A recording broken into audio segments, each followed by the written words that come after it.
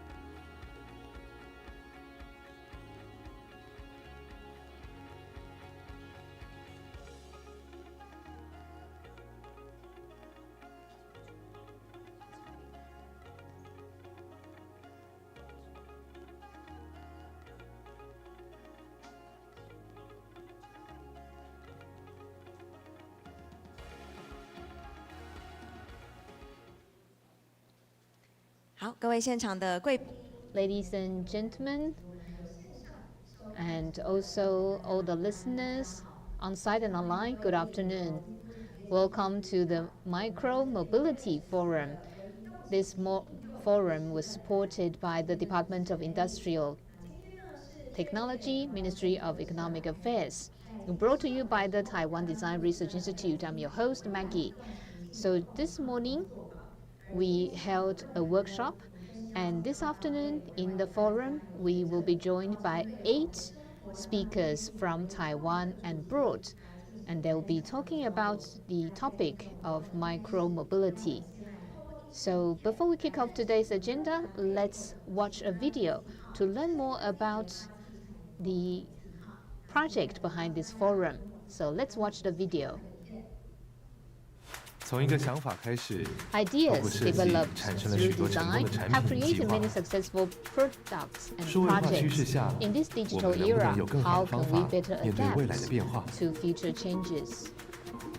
数位化趋 The 势 design 下，设计 industry 产业 must 也需 embrace 因应转型， digital 且设计与 transformation, 科技较有更 integrating 多的互 design 补整合 with 机会。 technology. 台湾设计研究 With 院 the 借由经 Ministry 济 of 部 Economic 科专 Affairs 计划的 supports the 支持， Taiwan Design 为 Research 产业 Institute 建 in 制 building 完善 comprehensive 设 digital 计开 design 发 tools 环 and 境 development 与数 environments 位设计工具 for 资源。 industry. 透过跨域的结 By 合， combining 例如 technology, 说科技、 culture, 文化跟经济 and，再应用到产业的 we are 创新跟 applying 公 these 共服务， resources to 支 drive 持我们 industrial 模型跟 innovation 工具的 and 建 public 立。 services, supporting new models and tools. 透过与法人的 Through 合作， partnerships 探 with 索创新 research 应用机会， institutions, we explore 从前期的需 innovation 求探索 from needs 到情境测 assessment 试， to 帮助设计 testing, 师和产业 helping 更有 designers 效的 and 开发及共 industries 创。 create more effectively.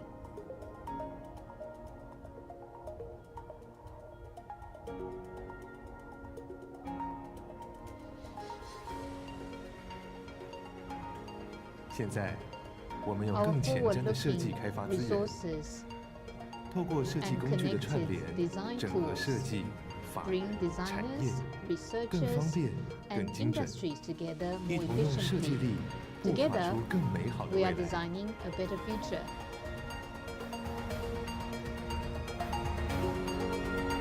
设计连接 Design 人， connects 共 us 创产业新篇章。 as industry enters its next chapter. So a round of applause for this wonderful video. So as we saw in the video, I'm sure that we have all seen the synergy between technology and design and how this can create remarkable possibilities. And I'm sure that we all want to know more about the possibilities. Today's topic, micromobility, is a key focus of our innovative scenario design co-creation initiative. Since 2022, the Taiwan Design Research Institute, TDRI, has been advancing micromobility solutions through design and technology. In 2023, TDRI partnered with Acer Gadget, Chou Technology, and Looplus to establish the Micromobility R&D Alliance, MMRA. This year, MMRA is implementing these innovations in real urban settings through partnerships with local governments. Throughout this journey, we have been redefining micromobility, achieving innovations through industry research collaboration. Today's forum, themed from 15-minute city to 15 kilometers per hour urban living, explores how Taiwan cities are responding to global mobility trends. Through our interdisciplinary discussions, we'll examine the future of urban mobility and chart the path forward. Now, before we kick off today's agenda, allow me to introduce the key figures behind this project. So, when I call your name, please stand briefly when introduced. First of all, from the Taiwan Design Research Institute, President Zhang Ji-Yi. Also from the TDRI, Vice President of R&D, Dr. Liu Shinan. From the Micromobility R&D Alliance, from Acer Gadget Inc., Stanley Chen, Vice President. From Chou Technology, the Technical Director of R&D, Mr. Huang Zijian. From Looplus, the Founder and General Manager, Lin Zhijia. And from our project partners, from Morpho Design, Design Director, Fang Chun-Chieh. From the Service Science Society of Taiwan, Professor Yunhsin Chou. From Tosky Design, the founder of the company, Mr. Lai Tianchen. And also, we are very honored to have with us from our team and from the Service Science Society of Taiwan, Secretary General Fu Peiqi, Professor Zhang Xuekong from National Taiwan University. Once again, thank you all to our guests, both here and online. Thank you all for your support of micromobility development. So, in the very beginning of our forum, let's welcome the key driver of the project, President of TDRI, Mr. Zhang Ji-Yi. Ladies and gentlemen, and also all the speakers, good morning, good afternoon, sorry. Welcome to the forum. And this is actually our Design Week. This is the second year of our event. The Design Week hosts many different activities, including exhibitions, workshops, forums. There's also an award ceremony. So, as I mentioned, this is part of the Design Week event, and this is the first forum of the Design Week. During the pandemic, I went to Europe to attend many conferences, and I was very surprised that during COVID, there was a lot of changes to our city, but micromobility spurred innovation in the city. In Paris, they converted a lot of streets into bike lanes and pedestrian zones. So the 15-minute city means that within 15 minutes, you can access all kinds of essential services. And last year, I also went to Europe again, in Paris, in London, in Berlin. Now, many cities have tried to introduce innovations. Now, Taiwan has manufacturing prowess, and we also have a very strong high-tech industry. But in terms of applications, we are not seeing as many innovative use cases as we have hoped. And we believe that micromobility is very important. It will have far-reaching change. It will change our lifestyle and also change our cities. The way our city works, the way our city looks, the aesthetics of our cities will all change because of micromobility. Now, in today's forum, we have many special guests here with us, and I want to especially thank our speakers from abroad. Professor Niels van Oort from the Netherlands. I also want to thank our speaker from Japan, the manager of the Science and Technology Strategy of Tsukuba City, Mr. Hideyuki Nakayama. They will share with us the experiences of their own countries. And we are also joined by many speakers from Taiwan. We have a lot of partners, and we also signed an MOU. I want to first thank Mr. Stanley Chen from Acer Gadget. I also want to thank Mr. Huang Zijian from Chou Technology and Mr. Fang Chun-Chieh from Morpho Design. And you can also see today a demonstration of our achievements over the past year. And of course, we also welcome all your feedback. And also today, we have Professor Zhang Xuekong from National Taiwan University here with us. He's a true expert of transportation. Once again, thank you all for attending this forum. We believe that interdisciplinary innovation will change Taiwan. Thank you, President Zhang, for your opening remarks. So now, everyone, please stay in your seats for a group photo. And we have some placards that we want to give to our special guests here. And the photographer will come to the stage and face the audience. So the cards that you are holding with the diverse shapes and colors represent the micromobility topics we've explored over the last 2 years.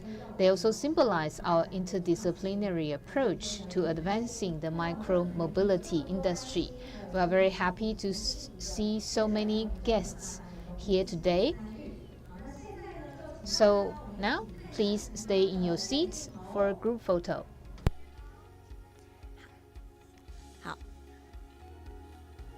好，再一张。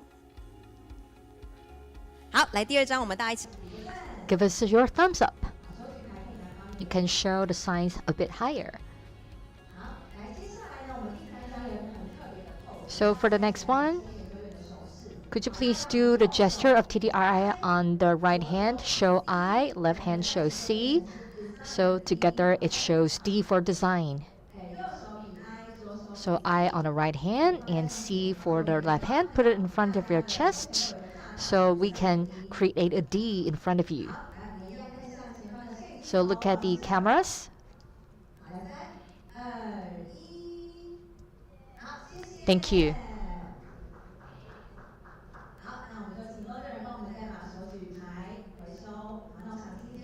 So today, we have the on-site and online hybrid meeting. So we encourage everyone interested in these important topics to participate. Also, we have experts in the field of urban planning and also in mobility. We can gather together to talk about the future of mobility. So before we get started, now we would like to invite Vice President of R&D of TDRI, Liu Shinan, to give us a brief opening. Over to you, please.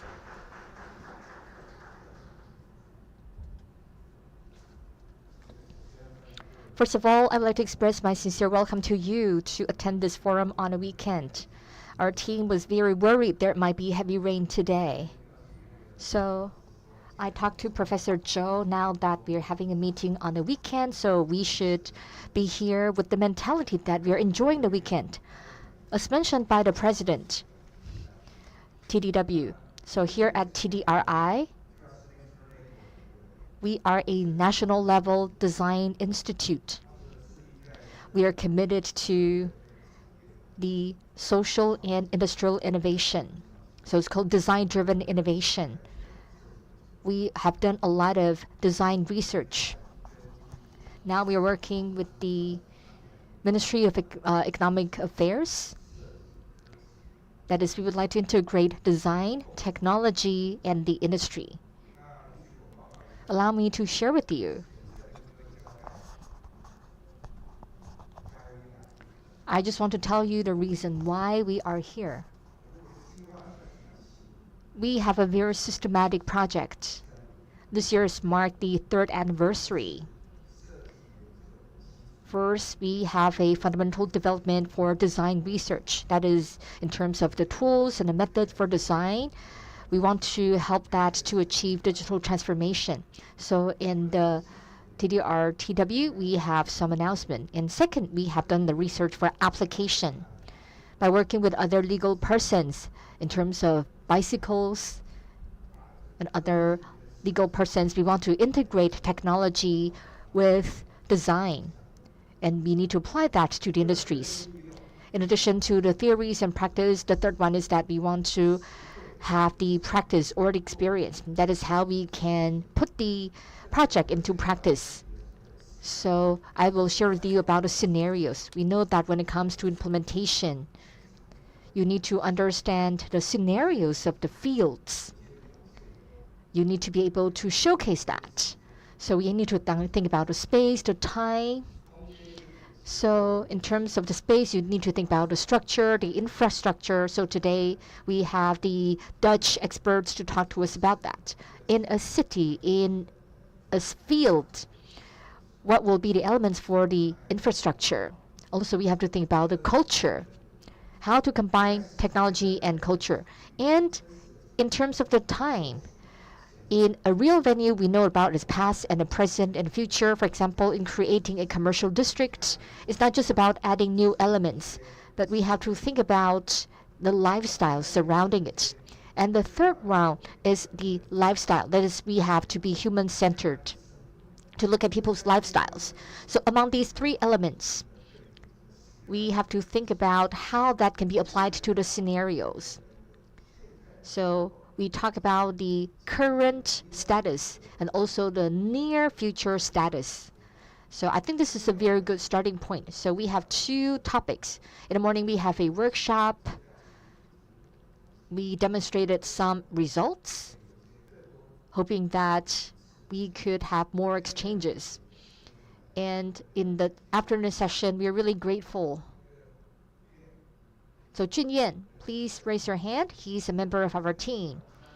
So please give him a round of applause.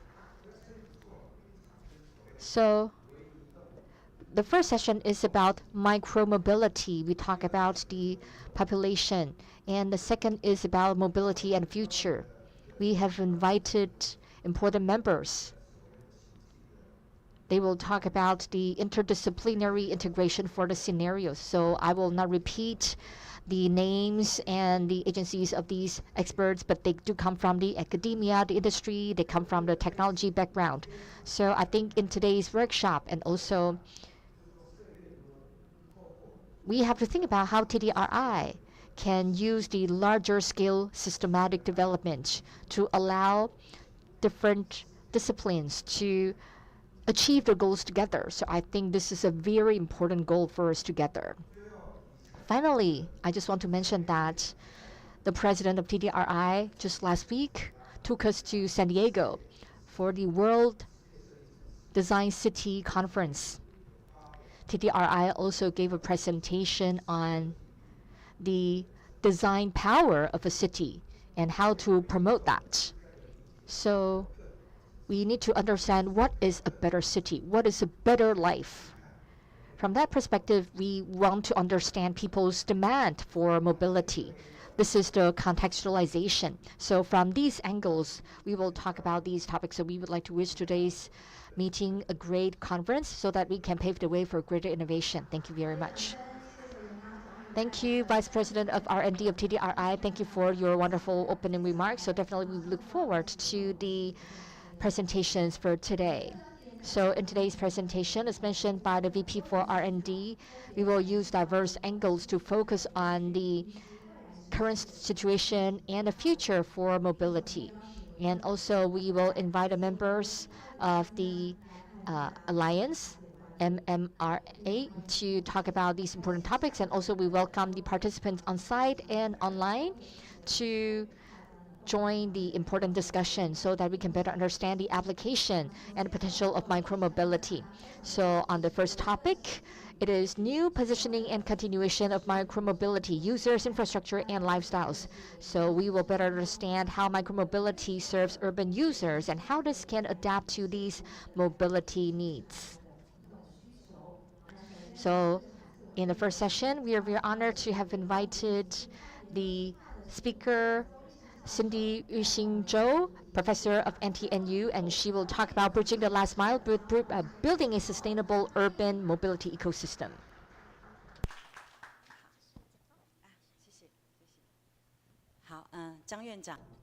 President Zhang, Vice President Liu, and also everyone. Hi, I'm Cindy Yunhsin Chou. I come from the Graduate Institute of Management at National Taiwan Normal University. Now, thanks to the Service Science Society of Taiwan, I've had the opportunity to work with the TDRI. So I think my presentation is going to just lay down the basics. We have a lot of experts here with us today, so I'll just talk about the basics.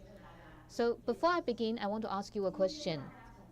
So when you left home, so from home to this venue, did you take the public transport?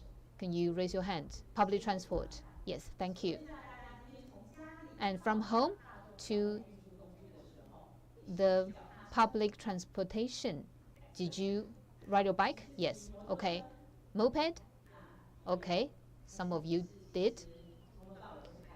Or did you drive all the way from home to here? No? No one? Okay. So my family drove me to the metro station. Okay, so we saw that there are many ways of moving from point A to point B. But what do we want? We want to save time. We want convenience, right? So micromobility, what is very important is that you have to think about these two aspects, convenience and also time saving. We understand that micromobility is very important. If we can use micromobility tools, now within 15 minutes, for example, the president mentioned the 15-minute city, and also we heard 15 kilometers per hour in terms of speed. Now, can we persuade people to give up riding a moped or driving a car? As we try to fulfill these goals, for example, we want convenience. I also mentioned that we want to save time. Perhaps we can try to achieve sustainable transportation. Now, the latest figures show that in Taipei, we have a population of 2.5 million people. So whenever we leave home, we have to think about what kind of transportation means I will use to go to work, to attend a meeting, and so on. And we face a lot of transportation challenges, for example, traffic congestion, insufficient parking. So For example, I left from Danshui. I took the metro because there's no parking here. And also we have to deal with air pollution, and we have to face high carbon emissions. Now, according to IEA report, COP22, now we have a goal for 2030, which is that we have to cut our carbon emissions. But in fact, less than 30% of the countries can achieve their 2030 carbon emission reduction goals. But what can individuals like us do? Now we can start from micromobility. So what are the opportunities for micromobility? We have transportation needs. We want to have convenience. We want to reduce transportation costs. Now in Japan, a study shows that young consumers want convenience. But beyond convenience, young consumers also want to cut costs. And of course, we also have to reduce carbon emissions, which is a very important goal for us. So I mentioned that we want to have convenient transportation. So let's say you leave from home, you need to go to a train station or metro station. But we also want the whole transportation process to be sustainable. Now, we can use technology, but we can also do something else. Now, in the project that we are working on, we are looking at two different case studies. One is in the Netherlands, the other one is in Japan. So globally, we are seeing that more than 1,000 cities worldwide have implemented micromobility solutions, and the market is worth more than 100 billion euros. And after 2021, the third quarter of 2021, we also saw the first shared mobility businesses emerge in African nations. And micromobility is most adopted in Europe and the US and also in Japan. Now in Japan, did you see any e-scooters in Japan? Did you see shared e-scooters? Would you say the e-scooters are very popular? Well, some of you nodded, some of you shook your heads. Now I asked a student in Japan, and he said he saw an e-scooter dock. But he also told me that very few people know about this dock. But why is that? We conducted a study, and we found that, let's take a look at this. So in fact, nearly 66% of Japanese survey respondents said that they didn't know what micromobility is. This is according to a survey this year. Now, I think Japan is a good market to adopt micromobility. So if you look at this, now every summer, in terms of domestic travel, in Japan, more than 43 million people travel in Japan, and there are also more than 33 million foreign visitors. Now, a lot of these tourists use cars, but of course they also have to think about traffic congestion. So if you see 70 million people traveling, how much carbon emissions would they produce? They would produce about 20% of the total emissions in Japan. So I think that's where the opportunity is for micromobility to play a key role.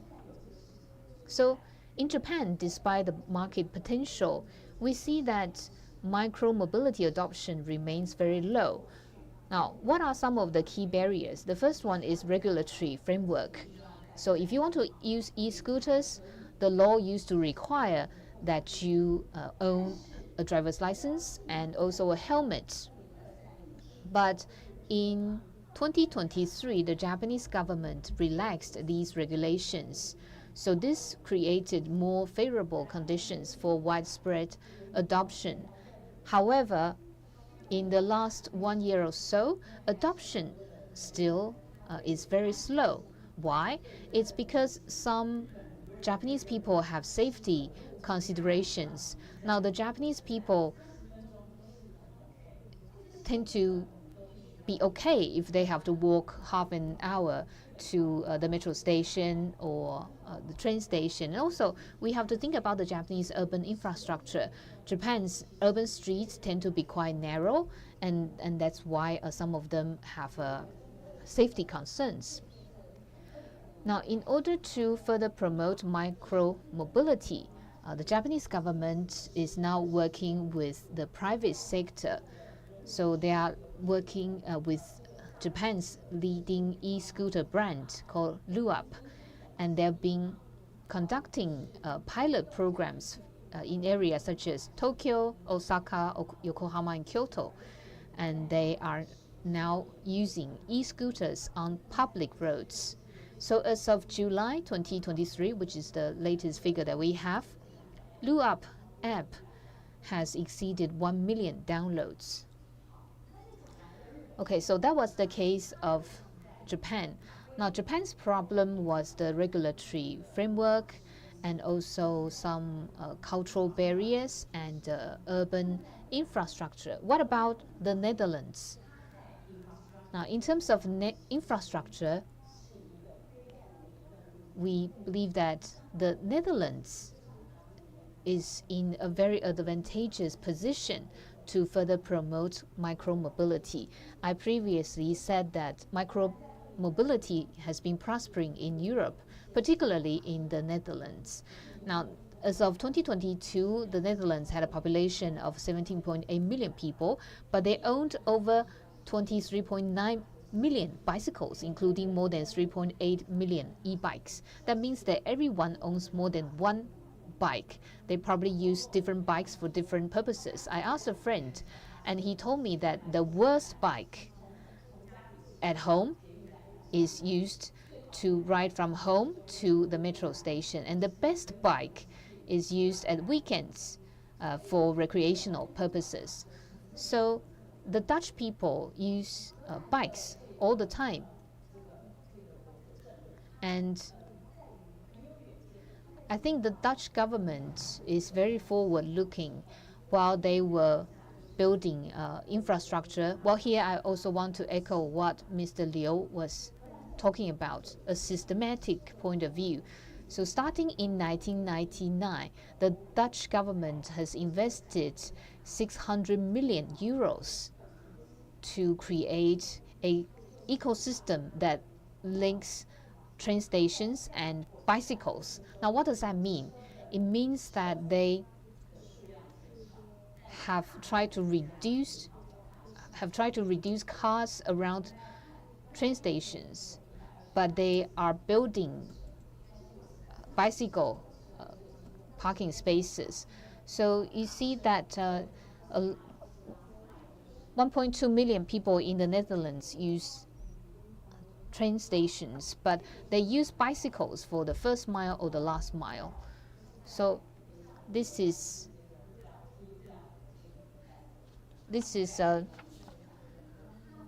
Delft in the Netherlands.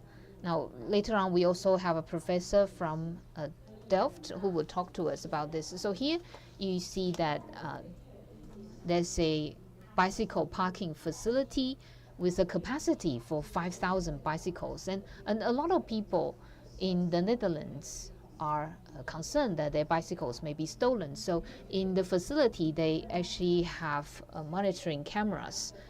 Now, sometimes the Dutch people would joke that if you have a hook and you can find a bike from your canal. So this actually shows that bicycles are very common, and bicycle theft is also very common.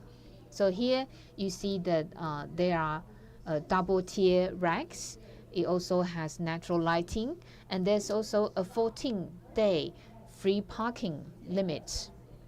So again, this is the infrastructure that they have in the Netherlands.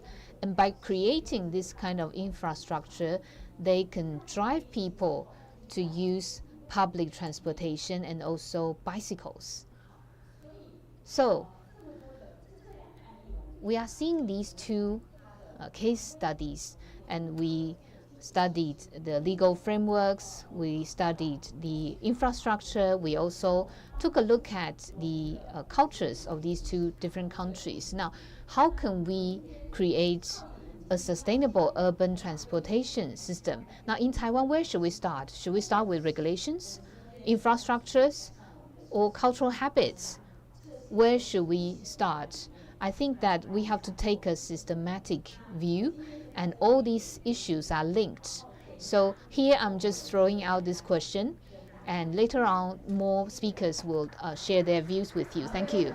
谢谢 Thank you very much, Professor Zhou, for your wonderful sharing. So she talked about the opportunities and concept of micromobility. And she also talked about the cases in the Netherlands and Japan. So now we'd like to invite a speaker from the Netherlands so that we can gain a better understanding about the micromobility of the Netherlands. So our speaker is Niels van Oort, Associate Professor for Public Transport and Shared Mobility of Delft University of Technology, and he will talk about integrating micromobility and public transport insights from Europe. Niels van Oort as our speaker. Niels works as Associate Professor of Public Transport and Shared Mobility at Delft University of Technology in the Netherlands. And today he will talk about integrating micromobility and public transport and share with us his invaluable insights from Europe. He'll be joining us online today. And without further ado, I'll hand the floor to Dr. van Oort. Over to you. Yes, good morning, everybody. Morning. At least it's morning here in the Netherlands. Good afternoon for you. I just shared my slides. If someone can confirm that you can see my slides correctly, then I can start the presentation.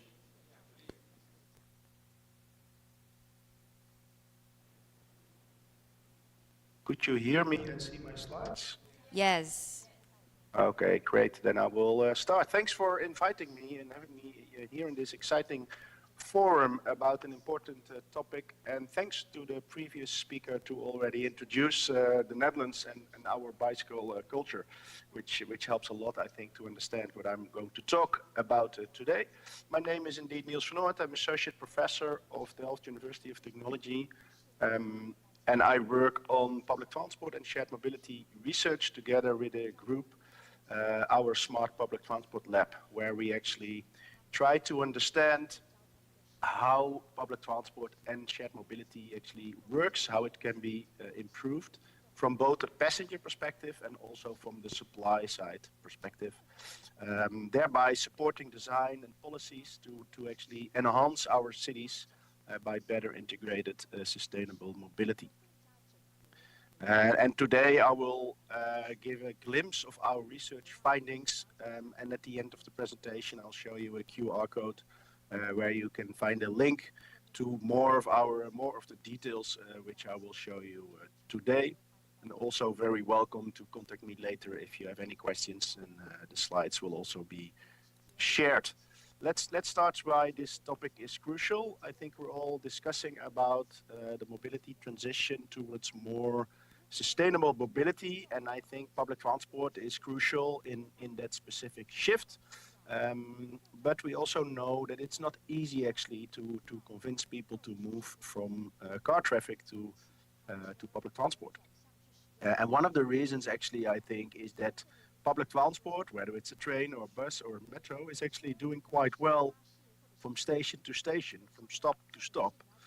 But the weakest links in the public transport journeys, I think, are either the first mile from your home towards the station or the stop, or the last mile from the station to your destination. And that's why we focused actually in our research last 10 years more on first last miles to improve the total door-to-door mobility experience. Because in the end, the passenger will not only choose for the station trip, but he or she will make a decision based on the quality of the total door-to-door journey. And the good news in the current era, I would say, also stressed by the previous speaker, is that we have more and more options actually for the first and last mile. We already had the regular bicycle, obviously, especially in our country. As you just learned, we have more bikes in our country than we have people. But due to technology developments, we see more and more other modes also offering opportunities like the e-shared bike, the e-scooter, the e-step or the standing e-scooter, and also microcars are now rising all over the world in multiple cities. And in our research, we ask actually two questions with regard to these new modes. What is in it for the passengers? How could they help the passenger? Who is the passenger that actually is willing to use these types? Because it depends quite a lot whether people are interested in e-scooters or in e-bikes or microcars. And the other question is, what's in it for society? Because I think these questions are crucial if you want to continue with the successful integration of micromobility and public transport. Because if it doesn't help the passenger, if it doesn't help society, then I don't think we should continue. As I said, all these new modes offer new opportunities for all passengers and also for all our purposes. As was mentioned by the previous speakers, we have multiple bikes at home here in the Netherlands, and we also have multiple roles, isn't it? So during the weekday, I'm a commuter. I travel to Delft University. In the weekend, I travel with my family. Same person, but other purpose, and probably also other preferences with regard to how I travel. And that's why we did do a lot of passenger surveys and investigations about how do people actually want to travel, in this case for the last mile, from the station to the destination. And that's what you see here. We asked people, how would you like to travel if you are forced to use a new emerging mode? And what you can see is that in blue, most people still prefer a bicycle. But we also see opportunities for the standing scooters, the sitting scooters, and also for autonomous vehicles. So we have a whole set of people, and that means we also have a whole set of preferences how people want to travel. But again, bicycle is most preferred. With regard to the first and last mile, I think it's important to stress that when I talk about bicycle transit integration, it's mostly about going to the station by bicycle and park it there, take a bus, a tram, a metro, a train, and then at the final station you might take another bicycle again. So that differs, for instance, from the situation in Denmark, in Copenhagen, where there's the trend to actually take your bicycle on board, which is a very good initiative, I would say. But it's depending on the numbers whether that's feasible or not. You can imagine if you see all the bicycles here on the picture as well, and this is just a regular small station, we simply don't have sufficient capacity to have all the bicycles on board. So in our case, we mostly rely on parking the bikes at the station. In some cases, in regional lines, in the weekends or moments of time, we also have bikes on board. It's allowed as well in the train, but the main focus of this talk is about parking and integrating. We're quite in a lucky position, which was also stressed before, for multiple reasons, I think. And one of the things is that proximity is well organized. Proximity is key, I would say. Proximity of public transport stops close to where you live. And I will come back to catchment areas later, which is crucial to make a successful bicycle transit integration. The catchment area of a stop is the key element to get people out of their cars into public transport. And talking today about the 15-minute city, it would be nice if you are able to cycle to a stop within this specific amount of time. And as you can see, we're a dense country. We have quite a dense network, rail network, and proximity is well organized. Some other numbers. We're very proud of our bicycle culture, as you can imagine. So we also like to show this kind of numbers. Almost half of all train passengers in the Netherlands, they arrive by bike to the station. We have hundreds of thousands of parking spots. Happy to see also that you already have seen the bicycle parking in Delft, which is the city where my university is. Also in Utrecht, which is in the middle of our country, we just have a new bicycle parking of over 10,000 bicycle parkings. However, don't get scared by these numbers, because I can imagine you won't build those for the next year or two. But the Netherlands was not always in this position. In the 70s, there was a lot of discussion, even riots, about moving Amsterdam into a car city or a more bicycle-oriented city. And then steps were taken to the place which we are in now. So it wasn't always like this in the Netherlands. It was in the end a choice how to design your city.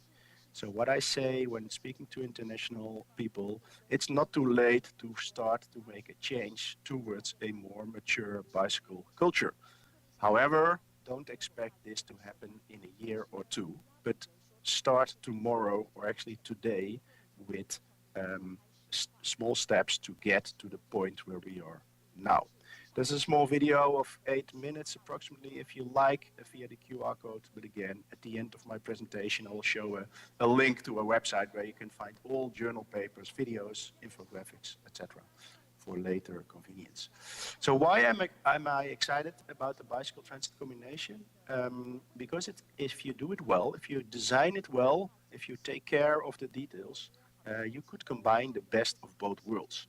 If you see on the horizontal axis of this graph, you see the accessibility of all the specific tools. And that's actually the weakness of public transport, as I said in the beginning. You always have to go to the stop. You always have to go from the stop to your destination.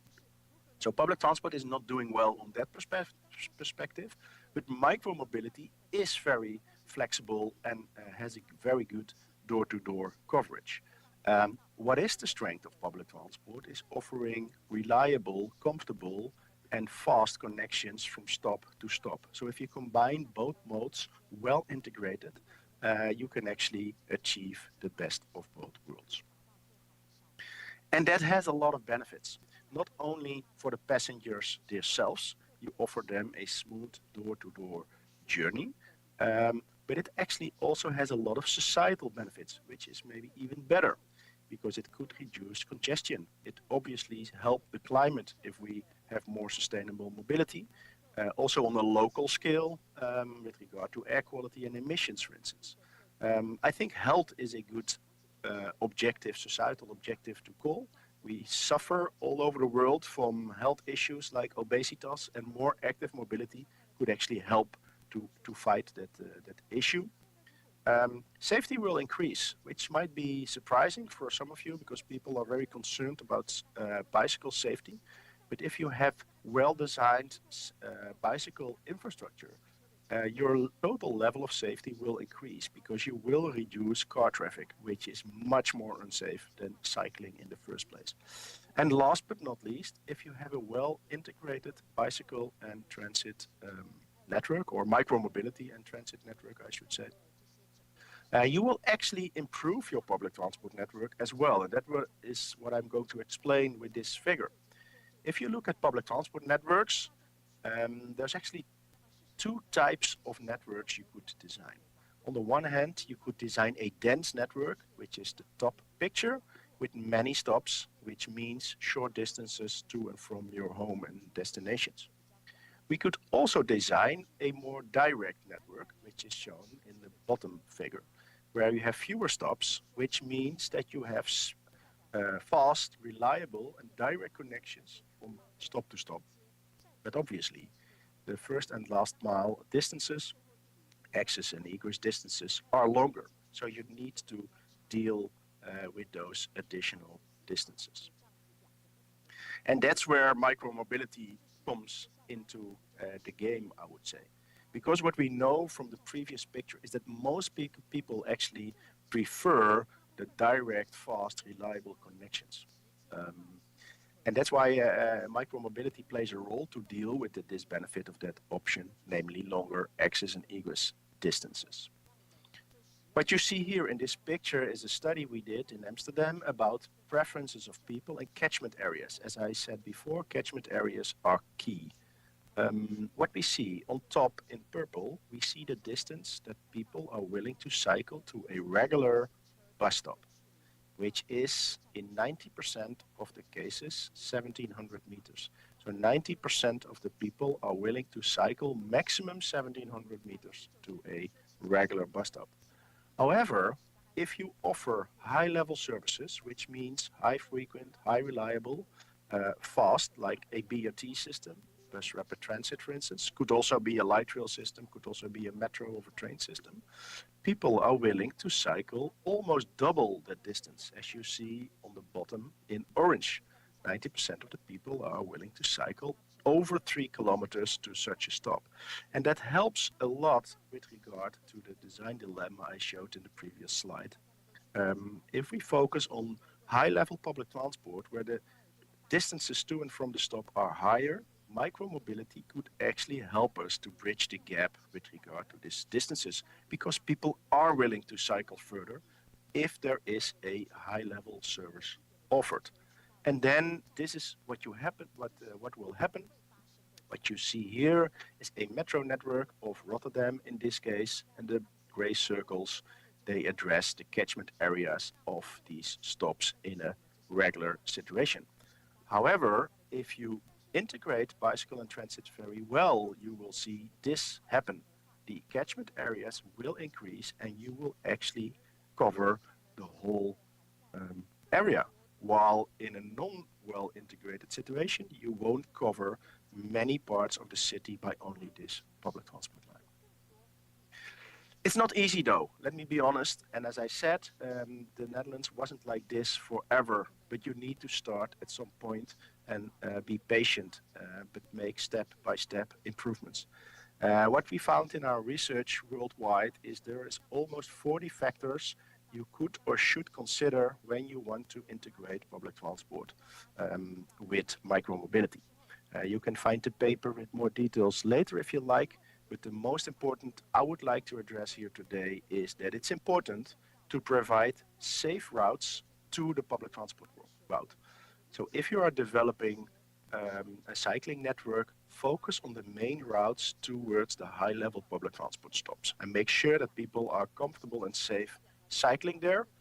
And second part would be make sure that people can actually park their bike or vehicle safe and comfortable in that specific station.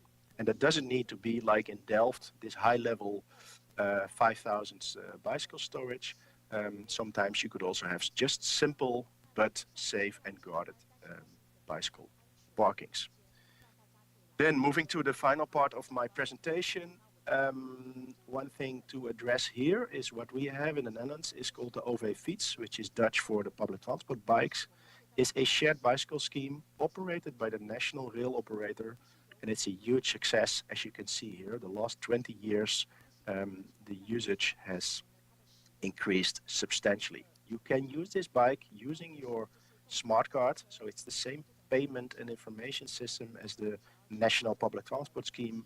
You can thus scan your card to the digital lock. It will open and you can cycle with the bike from the station. They are parked in the stations, and almost at every station you can get a bike and continue your journey, which is a great solution for covering this last mile.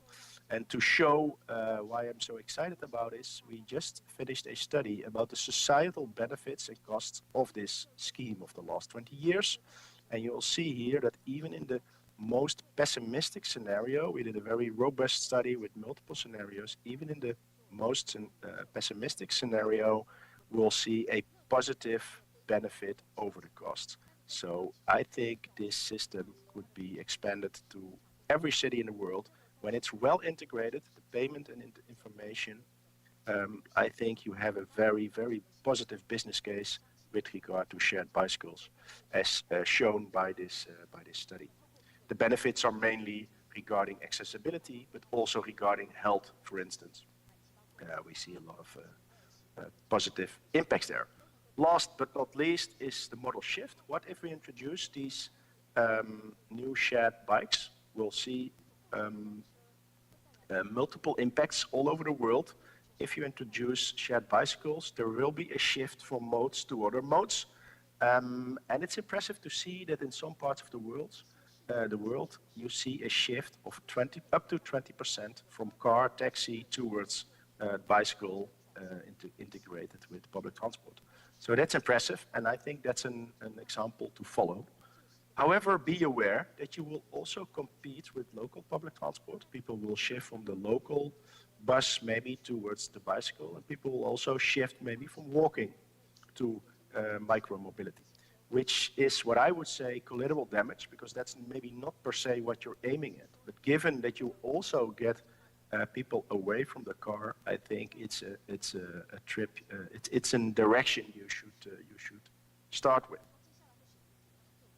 Having said, it's obvious, I think, that I'm convinced that the bicycle in transit and the micromobility in transit is a powerful mode, but only if it's well designed. It's more than just putting bikes at the station. There's much more which I think you need to address. And one of the things, to finalize my talk, to address here, I mostly mentioned the positive aspect, so the carrot, you could say, how to get people out of the cars into the integrated system. But you also have to take some stick measures to reduce car usage in your cities. It's a matter of doing both things at the same time. So reducing car parking, increasing car parking fees, and maybe also limited car use in multiple other ways. So by improving the alternative and reducing the attractiveness of cars, I think you really can get a shift towards more sustainable modes. And with that, I would like to finalize my presentation. As I said and promised, all I said, there's much more to read and details available in both infographics, journal papers, videos, all online. If you scan this QR code, you will find everything. And of course, if you have any questions, please get in touch via email. You can also connect on social media, and I'm also here later to have your discussions. Thanks again for the invitation, and thanks for listening, and hope to collaborate in the future. Thank you. All right, so with a big hand, let's thank Niels for the wonderful sharing. I think given that Taiwan actually shares like similar territory size with Netherlands experience is truly something that we can learn from and take good advantage of. So once again, thank you, and we will see you later at a panel discussion. Thank you very much. Thank you. 好，那我们也再一次 Once again, thank you, Niels, for the wonderful presentation. Niels will also join our panel discussion later. So next up, please join me in welcoming Mr. Chih-Chia, the founder and general manager of Looplus Service Technology Inc. The topic of his presentation is the integration of life and micromobility. Thank you for your introduction. Now, our service is called Oort, and I think we are the first e-scooter service in Taiwan. Now, so the topic of my presentation is called a prediction of future lifestyle based on the perspective of industrial development. Now, we are making a lot of efforts in order to create an industry here. So here I'll talk about a number of aspects. For example, the regulatory framework. We'll see how a loosening of regulation can help us drive up adoption of this service.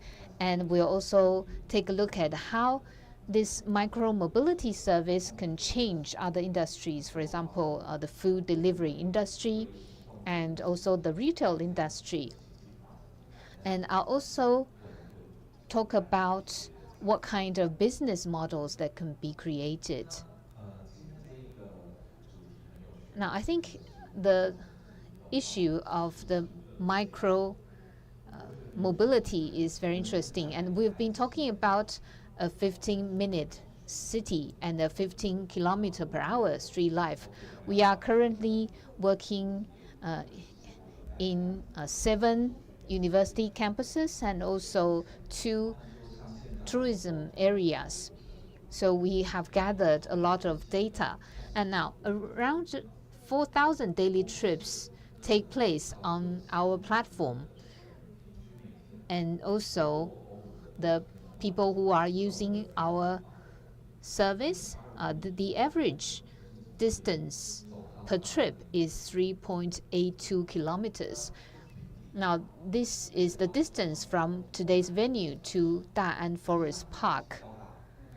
Now, in several universities, in fact, there are certain hills. So that means that when people use our service, they sometimes have to go uphill, sometimes they go downhill. So if we are talking about 3.82 kilometers, then if it's on foot, then usually it takes 75 minutes to cover this distance. Now, within the campus, the speed limit is actually 15 kilometers per hour. Now, this limit cap was devised by us together with the universities.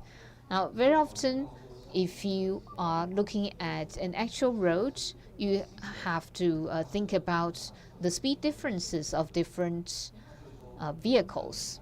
Now, on the campus, obviously, in addition to e-scooters, you can also see bicycles and cars. That's why we set the limit, the speed limit at 15 kilometers per hour. We have to think about safety issues. Now, if we are talking about 15 kilometers per hour, it's not very fast. That means that if you fall off from your e-scooter, the injury should not be very serious. Okay, so 3.82 kilometers per trip, that's the distance that our users covered. So if they want to cover 3.82 kilometers, then it takes about 15 minutes on an e-scooter. So 4,000 daily trips are made on our platform. And it's actually a very good way for people to do their everyday exercise. Okay, so if we look at the point of view of industrialization or creating a business model, now the industrialization of micro-mobility services can be divided into three phases: introduction, development, and stability. And in the last 3 years, I believe that we were in the introduction phase, and we are now about to enter the development phase. Now, in the introduction phase, it means that people still had very low awareness. Now, if you go onto the street and you ask anyone whether they know anything about micro-mobility, I think very few people know about it. And also, there aren't that many companies working in the micro-mobility field. And also, we don't have any industry standards. We don't have, for example, regulations, infrastructure. So that's why I said that we are still in the introduction phase, but about to go into the development phase. So here I said micro-mobility services. Now, I stress the word service because this is not just about retail. We are dealing with a lot of stakeholders. For example, we have to rent land, or we have to deal with the authorities, and so on. But that means that people have low cost of ownership. But that means that we, as service provider, we have to do a lot more. So there are a lot of areas or aspects that we have to take care of. It's not like selling a product to the consumers and that's it. And then there's also a lot of other work that we have to do. So, for example, one e-scooter every day gets used many times. So you also have to think about maintenance. And you have to think about how you can do the repair, or you need to have suppliers of components. And as we are talking about an e-scooter, you also have to look at the electronic components. So as I said, as a service provider, we have to take care of a lot of things. And also in Taiwan, we have to think about regulations and infrastructure as well, because regulations and infrastructure will play a significant role in the development of this market. So over the past few years, in fact, we've achieved some of the following developments. Now, the first is that we have established a regional short-distance intensive mobility service model. Now, everyone knows the U-bike system in our cities, but on a campus, this is a closed environment, and the users are confined within this environment. Now, on the campus, the people density is actually very high. So in this kind of environment, I think you also have challenges. So let's say everyone, for example, thousands of people will need to use your e-scooters at the same time. But there's no way you can have thousands of e-scooters. So you would see a very high turnover rate. And also there are many buildings on the campus. Now, some people want to go to building A, some people want to go to building B. So in this kind of environment, how do you meet the demand of the users? Now, that's very important. That's why you need a very robust logistics system. Now, obviously, you might think of a good app or a good e-scooter, but that's not it. You also have to think about the logistics phase. So I think it's also very important for us that we've proven that there's a demand there. If there's no scale, then obviously it's very difficult to create an industry out of this service. And we have also successfully enhanced supply efficiency, and we actually created a Taiwan-made e-scooter. So I think this is very important in that we already have a supply chain, a domestic supply chain here, and we can also have a supply chain resilience and flexibility. So that also means that we can introduce more functionalities into our e-scooters if necessary. And we have delivered over 2 million Oort services, and we are also working with government agencies. For example, we worked with the Department of Transportation in local governments to develop regulations and facility standards. We look at the behavioral patterns of the users. We also look at the specifications of the different e-scooters. So that's very important. Right, so this page, I mentioned that we are about to enter the development phase. Now, we used to work exclusively on campus. So we already tested this user scenario. Now we are going beyond the campus to enter touristic attractions. So we now have to think about how to create a different experience. Now, as I mentioned, we used to work at university campuses, and now we are entering tourist attractions. So that means that there are more possibilities. Now, that also means that there's a potential for micromobility tools to be more widely adopted. So here, this is in Kaohsiung's Pier 2. And in the picture, you see the Dagang Bridge. So the bridge is linking two different areas. And in fact, on the Dagang Bridge, you cannot ride a bicycle.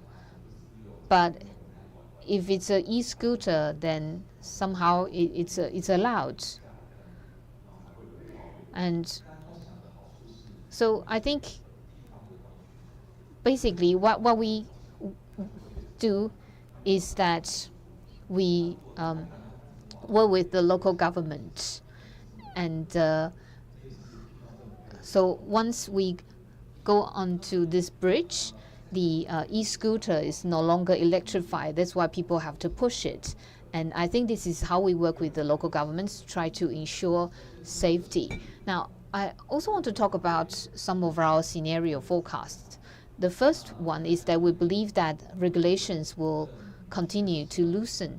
And I think within about a year, there will be some demonstration areas. And within 1 to 3 years, I think such e-scooters will be adopted a bit more widely.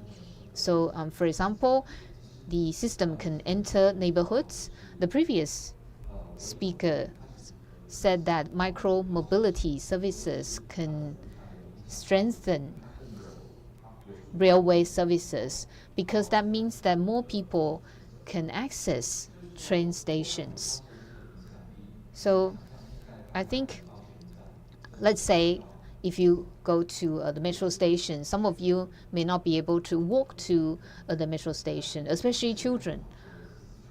And now, according to Taiwanese law, you can take an e-scooter if you are over 14 years old.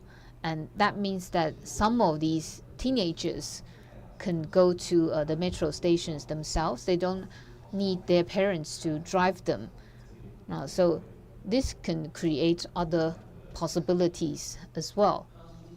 So, and then we also foresee that non-commuting travel needs will shift to micromobility service systems.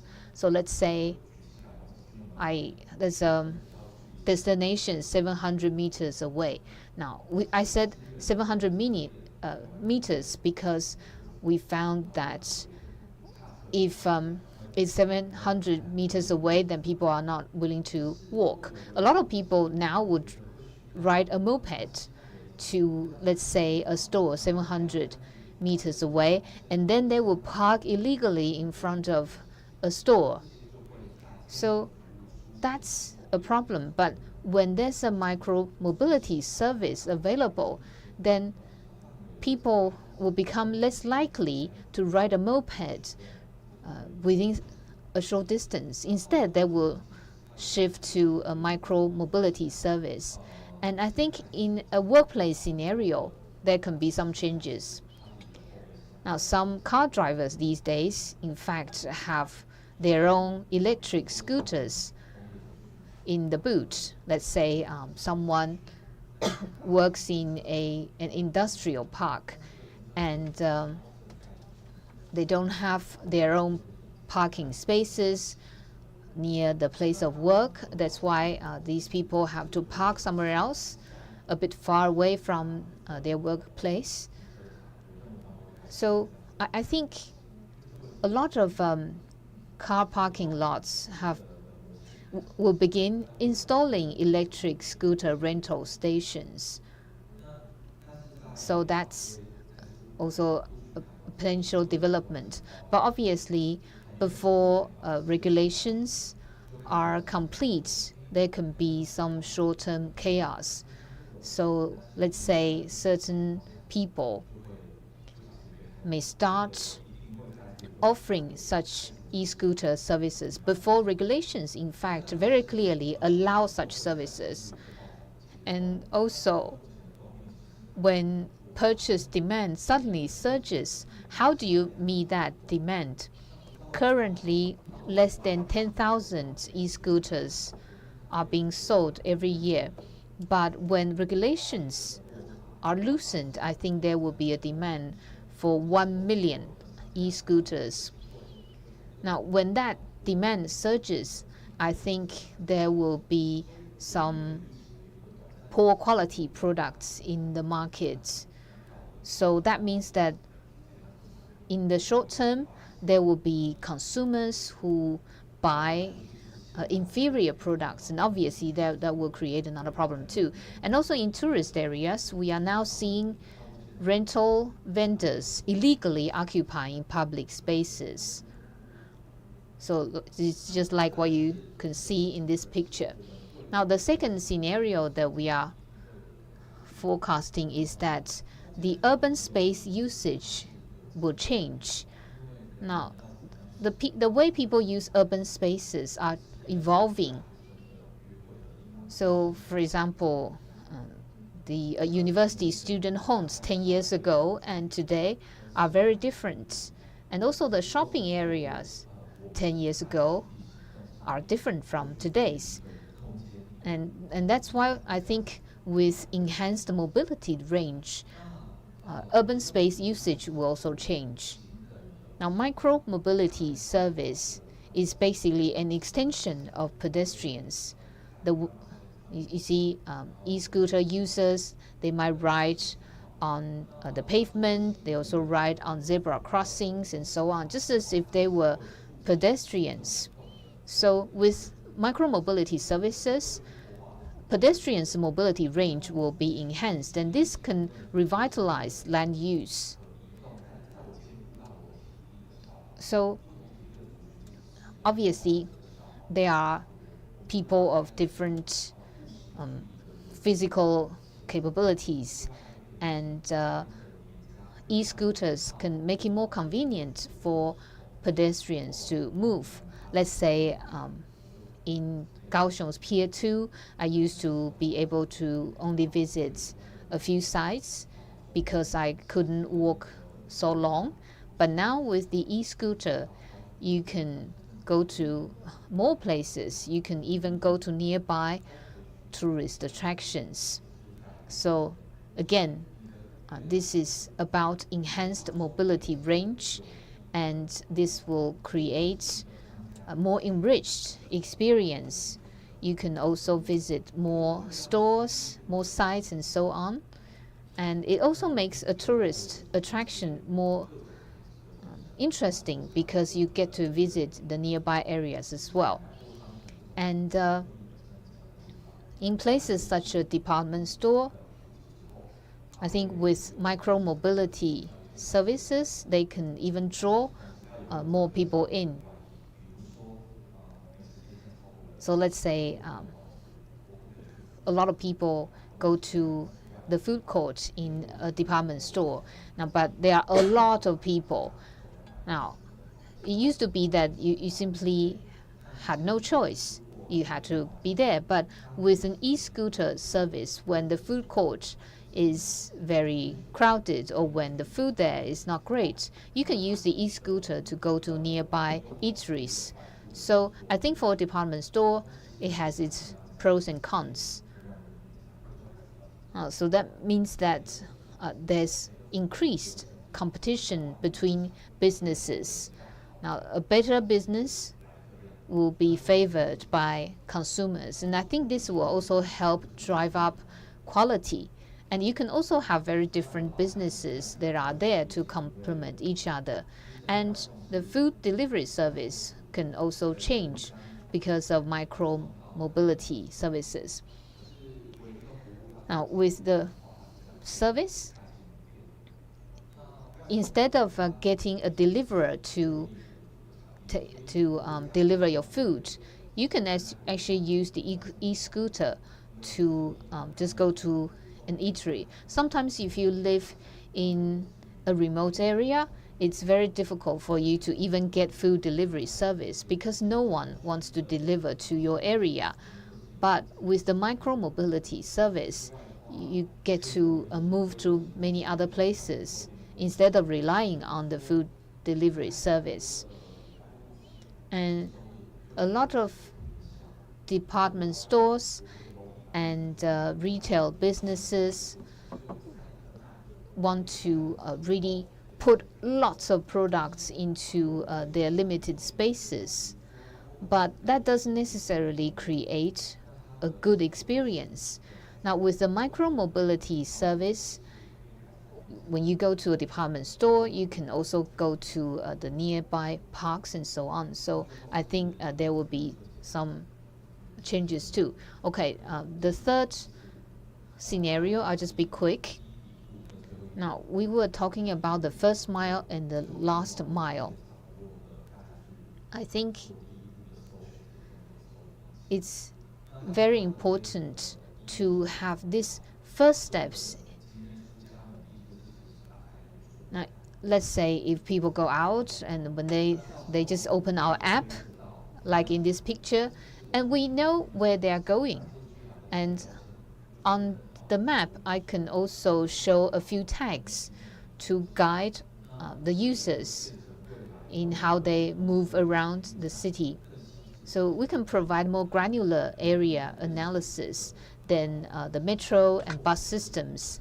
And I think this can create the first steps in urban discovery. Now, some you might not even know that there's a new shop near your home. If you drive or if you ride a moped, sometimes you just don't notice things.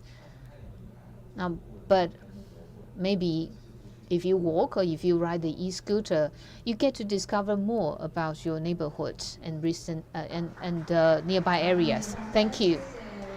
Thank you, Mr. Lin, for your presentation.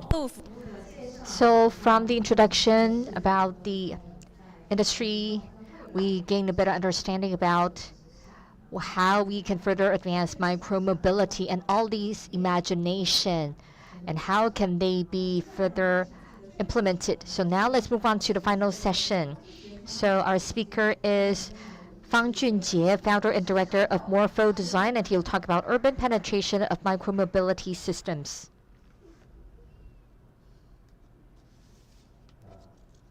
Good afternoon. Micromobility is something very difficult in Taiwan. When I was first invited to talk about this topic, I think this is a very hard topic. In Taiwan, actually, almost every one person owns more than one car or motorcycle. So again, this backdrop, I think we already missed the best opportunity for the development of micromobility. But I'm very happy to learn that at least we are making efforts. Over the last 3 years, we have seen some results. So I'm quite happy about the development. So when talking about the urban penetration of micromobility systems, well, because this is micromobility, it's about a microsystem. So intuitively, under the urban fabric, we talk about the penetration. As mentioned by the previous speaker, whether you drive or ride a motorcycle, the views that you enjoy is completely different from the view you enjoy when you ride a bicycle. In terms of the point of view you gain from micromobility, you can see wherever you walk, and that's very different from the view you gain by sitting inside a car. I'll talk about my theories first. First, I'll talk about the micromobility scale. Let's forget about the situation of different countries, but we can start with the situation in Taiwan. For example, if we compare different cities, when you look at this graph, you can have some imagination. If you move from one city to another, what kind of vehicles you will use. Secondly, let's move on to cross districts. Like in Taipei, we have Da'an, Xinyi, and different districts. So here, these are the white spots. So these are the metro stops, highly used by the passengers, and these are important stations across these districts. If we zoom in, we talk about the cross blocks from the Taipei City government to Xinyi District to Zhongxiao East Road. They move across different blocks. If we zoom in even more, we wander through different alleys and lanes. I think that's a great feature of Taiwan. In many cities in Taiwan, walking across different alleys and lanes is a very typical way of transport. When we talk about the urban fabric, we talk about the penetration. These are the foundations. Let's continue to zoom in on a scale, and we can focus on, well, our previous speaker also talked about the semi-open cities, like the Pier 2 in Kaohsiung, and the urban system. We have different kinds of roads. We have the roads, streets, lanes, and alley from big to small. So from the big to small, they belong to different levels. So if we look at the lane or alley level, the penetration for the micromobility. If you look at the red spots, red lines, these are just like people's blood vessels. They are deeply integrated into the streets, just like the vessels in the human bodies. So these are not easily accessible by cars. So here we have to think about what kind of urban fabric is suitable for the introduction of micromobility. Does all apply? What about the different fabrics? What will be the impact? I think different countries are different. If we look at the micromobility systems of different countries, I think that the most important thing is how will the micromobility impact the local communities? Let me share with you two examples. So New York and Taipei. The grid system urban development is designed for cars. So over here, you can see lots of grid systems. Then the organic radial urban fabric and non-orthogonal systems in the past was the fabrics of politics and power. In Italy and France, these are very obvious. We have a lot of roundabouts in these countries. Clear axes following the center to these plazas or political centers. How they are organized is completely different from the grid system. These kinds of cities may not be most suitable for having lots of cars because cars cannot move fast in such kind of cities. Problems may occur. So they will need to rely on the public transport or micromobility. So we understand that people need to have different attitudes. Maybe we may see the collapse of urban traffic or confrontation. I don't think that we can address the issue in silo. By comparing these urban fabrics of Italy and France, well, I haven't shown the details. If we set aside the history and culture and city landscape and architecture, if you look at the urban fabric of these two cities, they are very similar. There is a river, there are not many grid systems, and they look organic.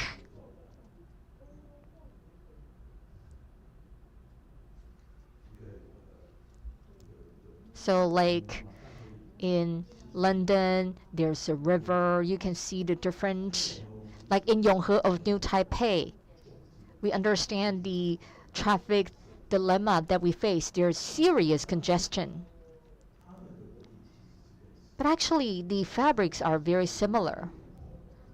But we have no control over that. We fully allow the cars to move into this kind of fabric that are not made for cars. So first, we do see way too many numbers of cars inside these fabrics. And if you look at London, it's also moving ahead. But they have taken some measures. Of course, they have very good and friendly public transport. I walk a lot and bike a lot in London. So in London, they use lots of public transport. They cycled a lot because inside the city, they just try to make it very difficult for you to drive around in a city. They have zone 1, zone 2, zone 3, moving from the center outside. If you want to move from zone 2 to zone 3, and how are you going to go back to zone 1? You need to pay a fee if you're going back to zone 1. So they do have the complementary measure to control the inflow of cars. It's not that they do not have traffic congestion, but they do have a control system. So in the traditional urban planning in Taiwan, we did not take into consideration micromobility, but in the new urban design, I think it's getting better. We have included the planning of cycling routes. So in the existing urban landscape, if we are going to include a system, we have to think about the local metamorphosis. That is, if we are going to bring the system into Taiwan, we want to make it localized. We want to make it Taiwanese. So what will be the micromobility system look like in Taiwan? How will that be interactive with the local environment? How can micromobility affect the local environment? This is something we have to think about.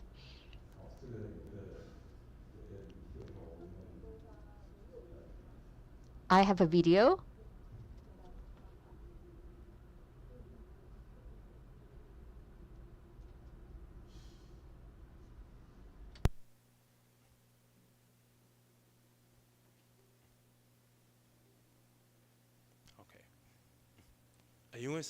Due to the time constraint, we use time lapse. So we speed up the video. I recorded the image when I sit inside a car. Inside a car, when I recorded this image, we can still turn into the small streets, but you may find that your field of view in the grid system, you may have the blind spot. So your vision cannot be penetrated to the street surrounding you. This is what happens to you when you see inside a car. Even though you have found something interesting, you need to slow down, then people in the back will honk the horn to ask you to speed up. This is what happens in Taiwan.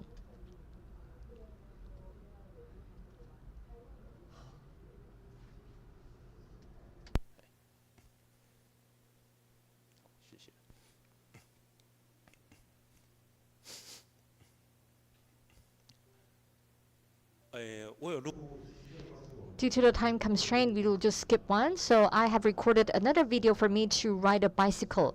You can see that my field of view can be integrated into the lanes and the alleys, so I can see a different view of the city. If you want to stop, you can stop. You can look up. You can look to your right and the left. So micromobility is part of the overall city system. It's very difficult to be shaken. Definitely in the overall system. And also in the congestion culture, we also need to pay greater attention to the variety and the diversity that was mentioned by Ram Koolhaas.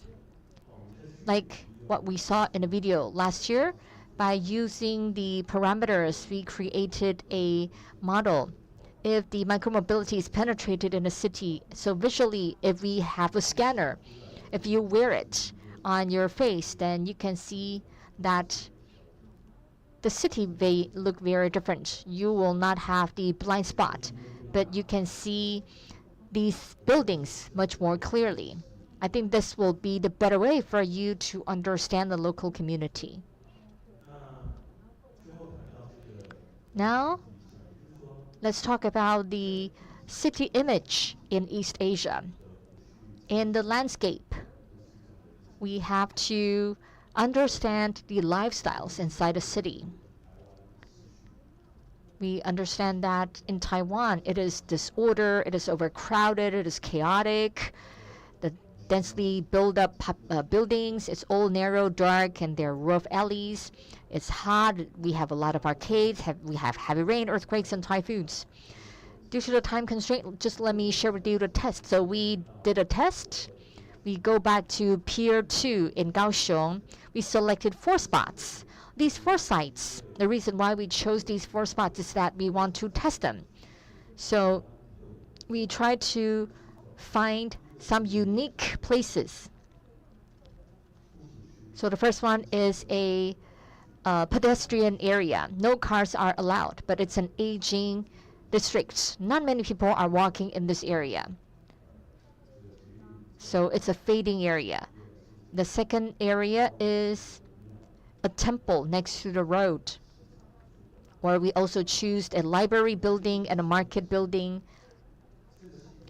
Let's assume we have an ever-changing system.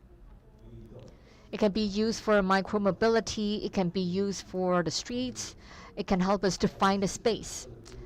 We try to create a model and put the bicycles. They can be placed in different ways. In the test, we want to imagine if we incorporate these bicycles, how will that affect the cities? Maybe bicycles can help revitalize the fading pedestrian area. We can create more green space. We can create more spots for people to walk around. We can encourage the local residents to make full use of this place. Outside these metro stops, there are some meeting spots. One interesting fact I would like to share with you is that there is a temple next to the roads. These are unique features of Taiwan. When there are temple activities, when they open or when they show the red lantern, then the roads will be blocked and be used by the temple activities. When we introduce the micromobility system, under the arcade, people can park there. If necessary, we need to use it as a spare place.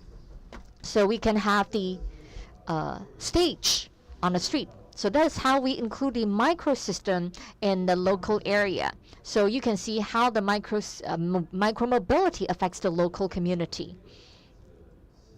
Also, this is a market and library buildings.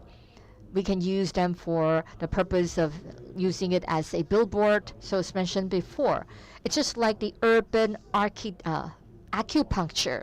It's like pinpointing different spots to revitalize the local community. Finally, I would like to talk about the actual development of micromobility. We have done a lot of in-depth research. So actually, we have demonstrated the results. We have a real-size model presented on site. So because we're talking about micromobility, so we talk about low carbon. So when we work on this project, we talk about the materials efficiency, we talk about processing. We want it to be low carbon. For example, we use the folding boards because in digital processing, we only need to fold it up. Then we can have the resistance. Because it has resistance, it can create a structure. So we can have a smaller volume for transport. It's universal. It can be further extended and integrated. So it's friendly for the environment. So we have created several scenarios. In Taiwan, I think there are some possibilities. We can have the piled or pileless system. If you want to have the piles, that it's necessary. If you want to have a tent or the shed or the dock, so you can have the dock or dockless system, or you can have the shelves or shelfless system. Feel free to have a look around at the presentation on site. Thank you. 谢谢房总监的分享。 Thank you, Mr. Fang, for your presentation. So please be seated. So we just heard 4 wonderful presentations. I'm sure you have a lot of questions for our speakers. So now we are going to proceed to our first panel discussion. We also have a Slido platform ready for you, and we'll show you the QR code. Please scan the QR code and then enter the questions.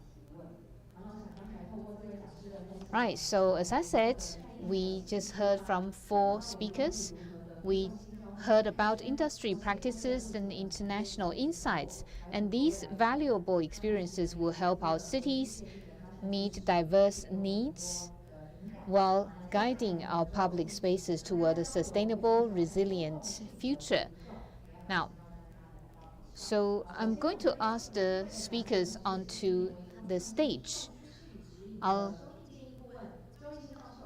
invite Professor Chih-Chia onto the stage and act as the moderator of our panel discussion. And let's also welcome back Mr. Chih-Chia, Mr. Fang Chun-Chieh, and also Professor Niels van Oort to join us online. 好，那接下来呢，大家在 Right, so please scan the QR code to submit your questions through Slido. And now I'm giving the floor to our moderator. Thank you. Thank you all. I also want to thank Mr. Fang and Mr. Lin, as well as Professor Van Voort. Hello. Right. I actually have a few questions here. Right. Right, so I have a question here. This is for Professor Voort. It says that the Netherlands has a comprehensive micromobility infrastructure. And are there any other micromobility services in the Netherlands?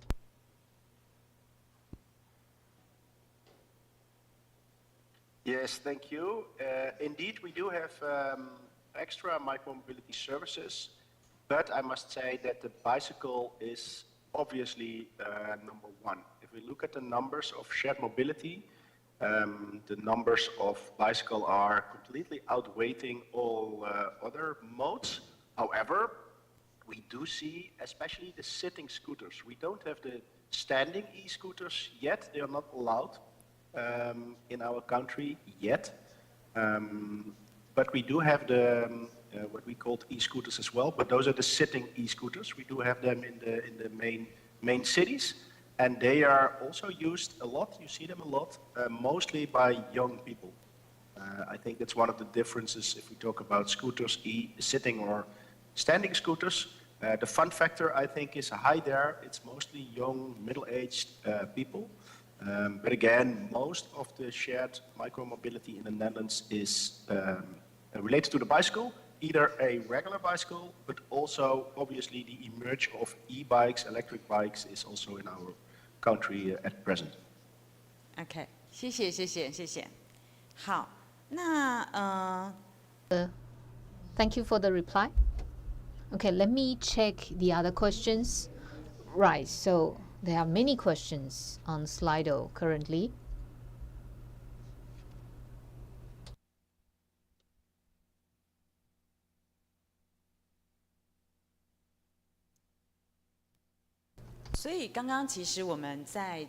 Right, so Mr. Lin, in fact, gave us 3 scenarios. And in the third scenario, you mentioned that there could be a lot of industries that are also using micro-mobility services.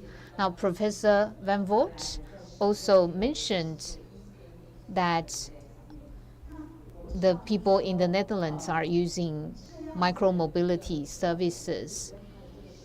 Right, so if we look at, like, for example, people's lifestyle and the use of different micro-mobility services, are there more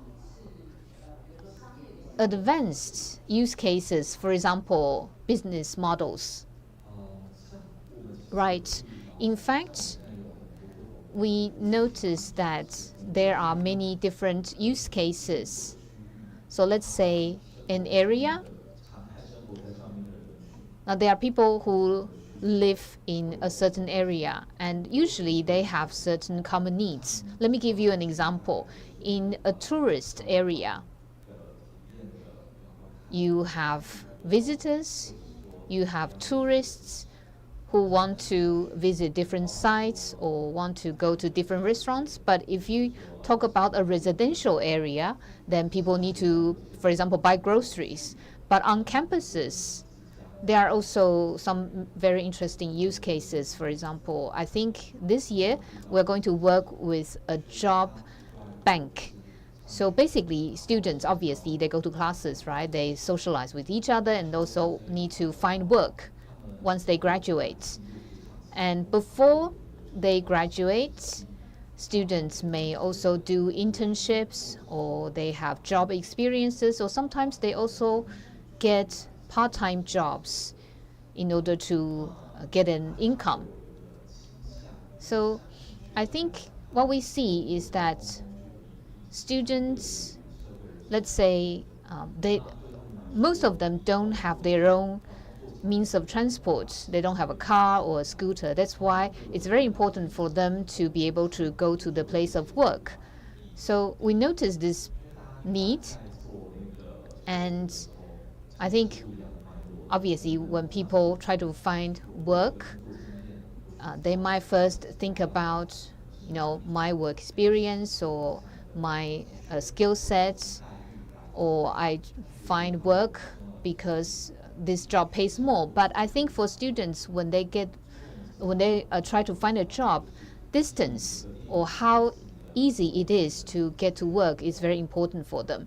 So we actually created a map for students. So I think it's a little bit like an ad, but it's more than that, because it also helps match students and places of work. Now, there are a lot of companies, and many students have no idea who these companies are, right? So it happens all the time. But if we create a map, then some companies can pay to be featured on this map.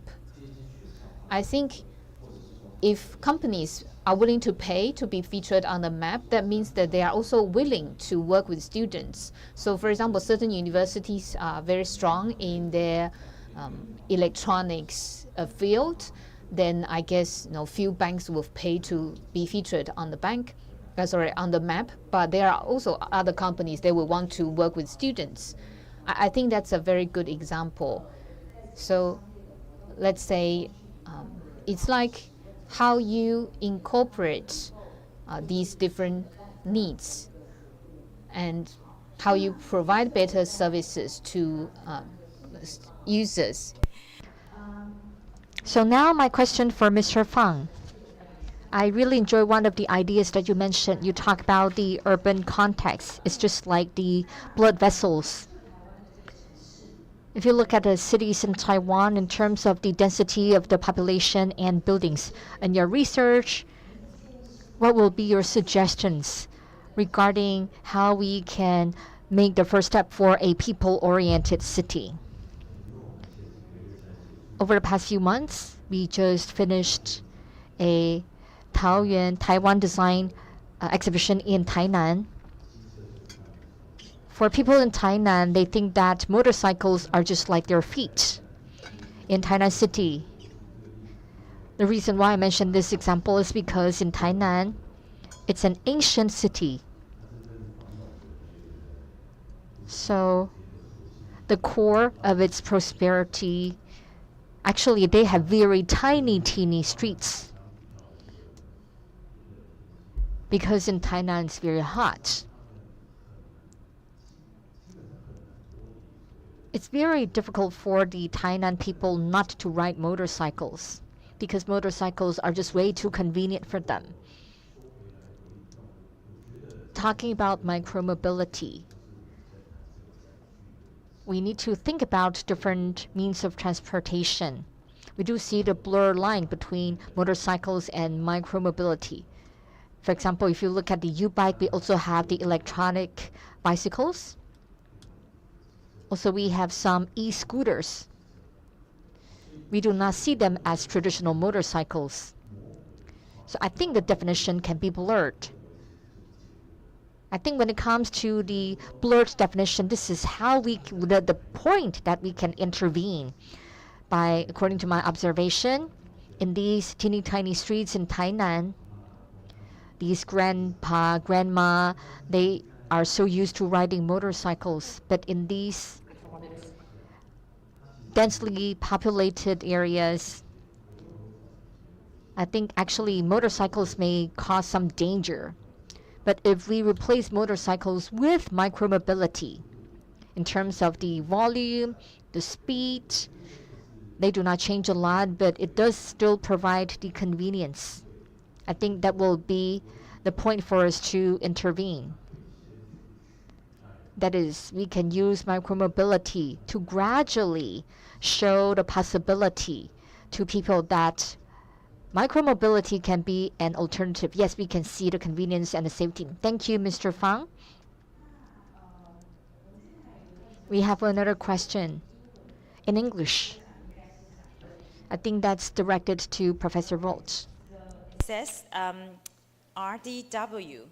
I'm not so sure RDW. RDW set up harder requirement for e-scooters so that not much sharing scooters fleets in Netherlands. So how do you think sharing e-scooters, the further development in the Netherlands?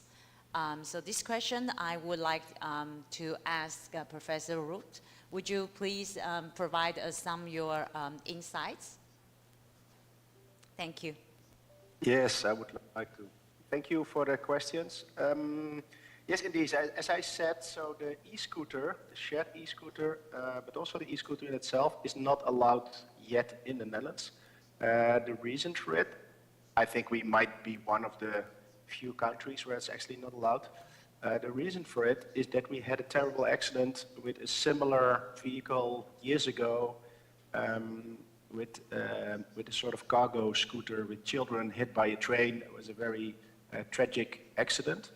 And from then on, legislation has been delayed or slowed down with this regard, focusing on safety. There were some technical issues with the brakes. That's the reason why e-scooters are not allowed yet. They will be allowed at some point, but I must say, the decisions are postponed. With regard to the shared e-scooters, there's already cities in the Netherlands, like Amsterdam and also Utrecht, in the middle of the country, who already announced that even if they will be legal in the country, we won't let them enter our cities. Because we learned a lot, I think, from e-scooters all over the world. And it obviously has some benefits for the user, but it also creates a lot of nuisance and messy streets, blocked streets for people, the steps lying all over the place. I think we know all that. And given the rich and mature cycling culture, we see a tendency of governments to focus on bicycles, e-bikes, regular bikes, instead of the e-scooters, the standing e-scooters. So in that perspective, I don't see a large future for e-scooters. I see the potential, because especially if you fold them, I think the space usage is great. Parking space is much more limited than a bicycle, obviously. Also, you could take them with you in the train, etc. But given what I just said, I don't think this will be a very important mode in our cities. They will be there at some point, but as I said, some cities already banned them, so I don't see a big future for them in the Netherlands, mostly because we already have better alternatives.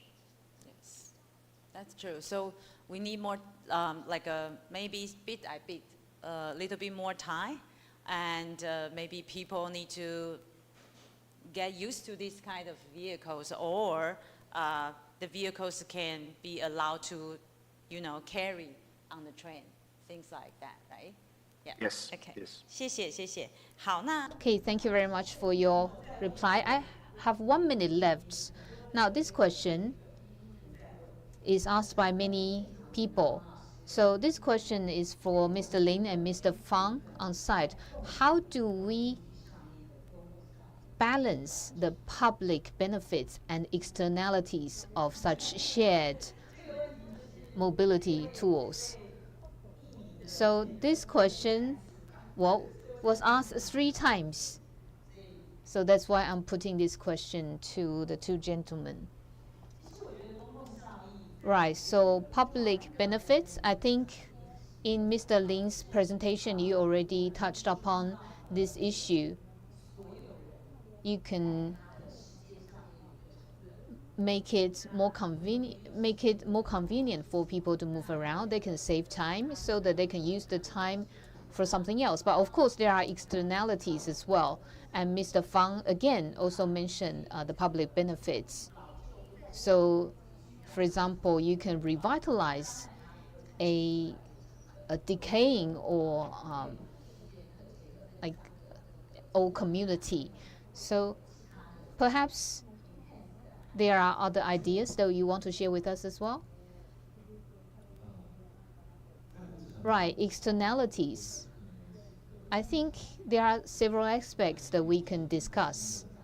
If we are looking at a new mobility tool, now the roads remain the same, right? But now you have an additional tool for people who are not using this specific micromobility tool. It means that there's one more competition. And that's why I think it's important for us to try to first identify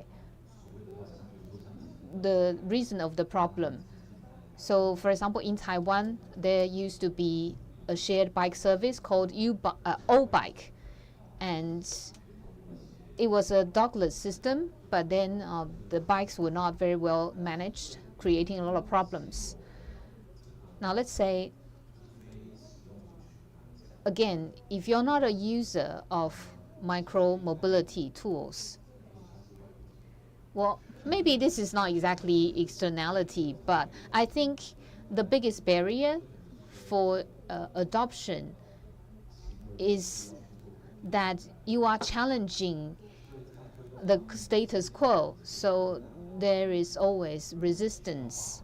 We have to spend a lot of time to communicate with different stakeholders and also to collect data and also to try to prove that this model can be successful.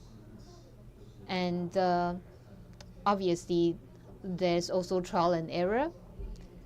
So, for example, we work with a business, but we have a short-term contract before we can prove that we are successful. And also, certain areas have customized needs. So let's say we work with university campuses, right? But even on campus, it doesn't mean that you can use the e-scooter in every area of the campus. Let's say if there's a very steep slope, then we will also tell the university that perhaps this is not good for the e-scooter user. So I think when you think about the public nature of the micromobility service, you also have to think about the risk level for most users, and that's why sometimes we impose restrictions.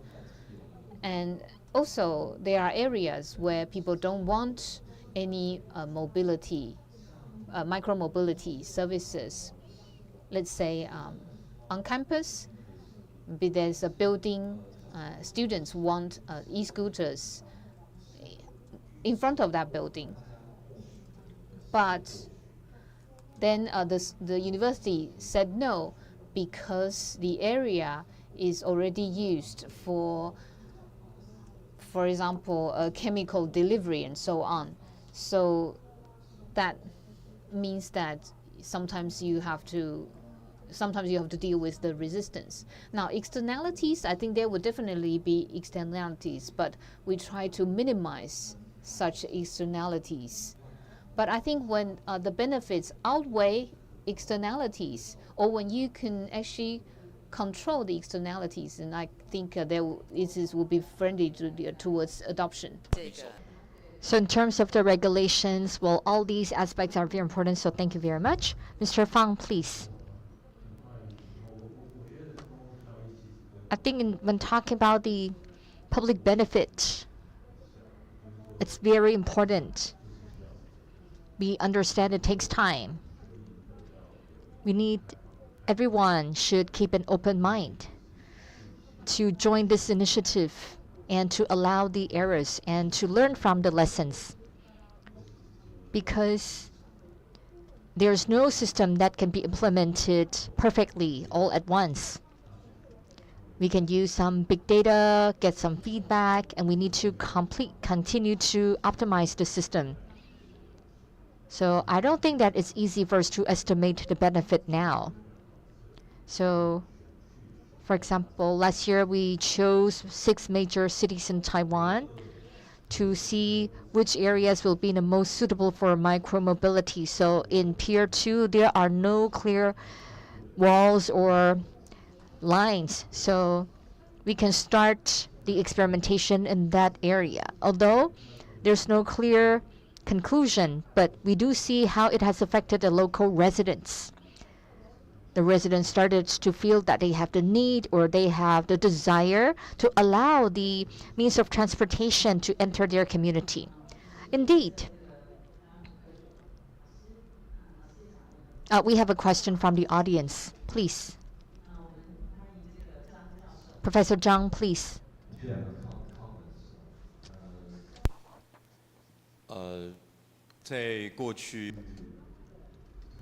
Over the past 5 or 6 years, I've done a study regarding micromobility in Melbourne and in Paris. Over the last 6 years, originally we saw a booming of the e-scooters in these two cities. But then the government had some regulations and requirements.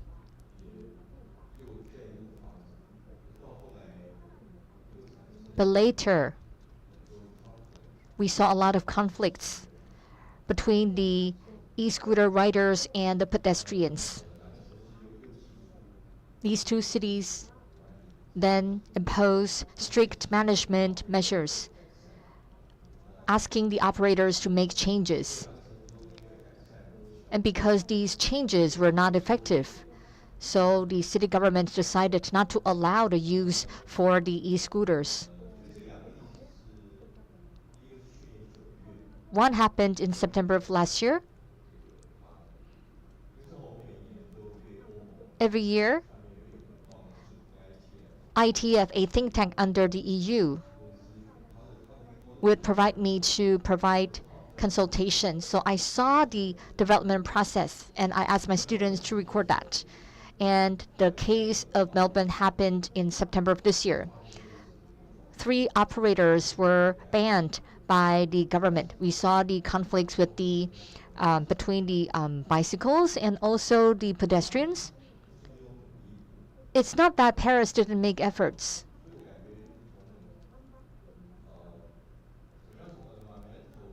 So how can we start from environmental design to lower the external cost or externality? Allow me to share with you some numbers. I apologize for taking up your time. All of the motorcycles in Taiwan, totally 14 million of them. We have 8 million cars. If all of them are electrified, we need to increase 34 billion kilowatt hours of electricity. Because based on our energy mix, 70% of the power in Taiwan are from fossil fuels. So we need 4,500 Da'an Forest Park to absorb the CO2. From the perspective of transportation, by 2040, it requires that all of the cars will be electrified, meaning 1 million motorcycles and 500,000 cars have to be electric cars. So by 2040, 75 of the means of transportation on street will be electric. That's simply impossible. So from the service provider perspective, in the process of electrification, we want to allow the people using their personal means of transportation to choose to use the public transportation so that they can use the shared means of transportation. Also, we want to make smaller vehicles that are electrified. That is micromobility. So in the process of electrification, we want to encourage more people to use public transport and to use the shared mobility. Also, we want to make the vehicles smaller because we want to reduce the reliance on energy.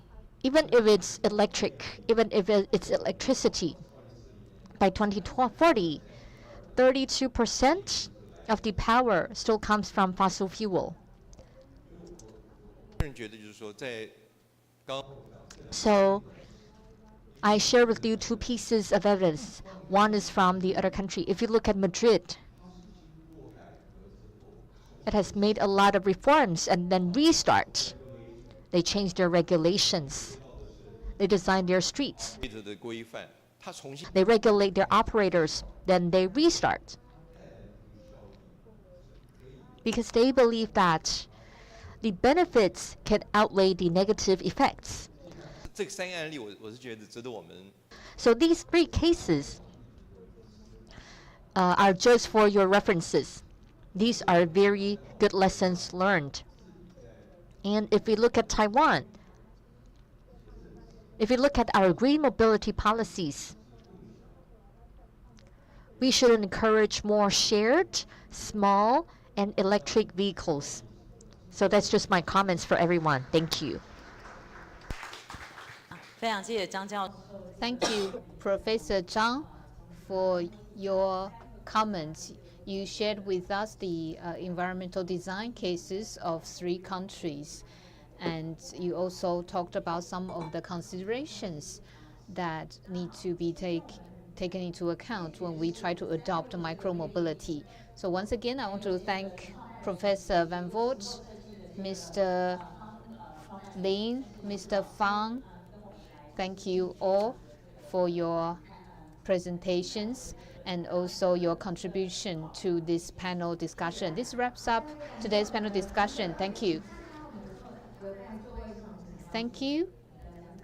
Now here, I would like to ask the speakers to remain in your seat. We'll take a picture together. Insightful discussion. 好，我们看向前方。那我们今天真的很开。 Please look at the front. We are very happy to hear 4 wonderful presentations. Okay, one more photo. 好，右手 I， 左手 C。So, Doctor, we have a sign for the Taiwan Design Institute.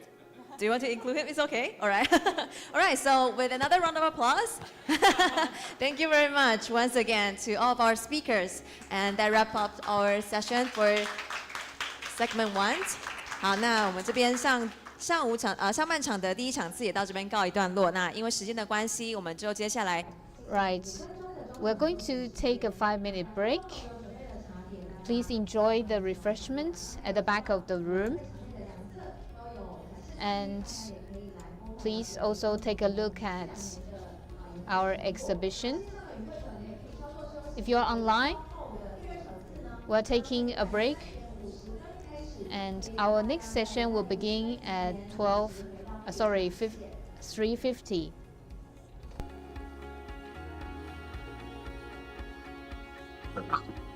中山様。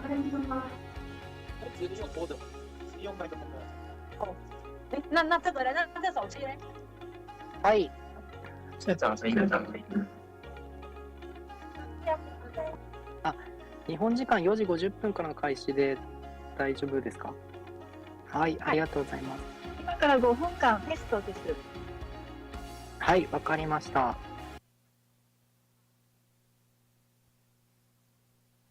はい。はい、聞こえます。はい。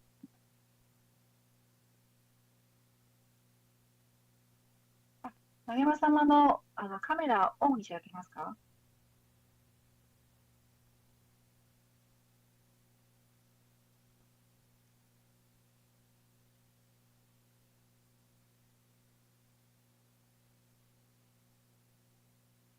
はい、聞こえますか？もしもし聞こえますか？はい。中山さんのカメラをオンにしてください。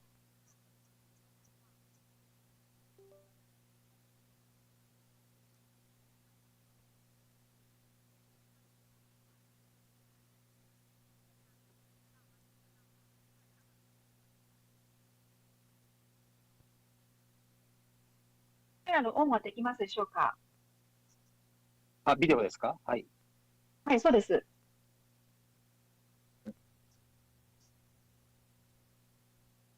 あれ、映ってないですね。お待ちください。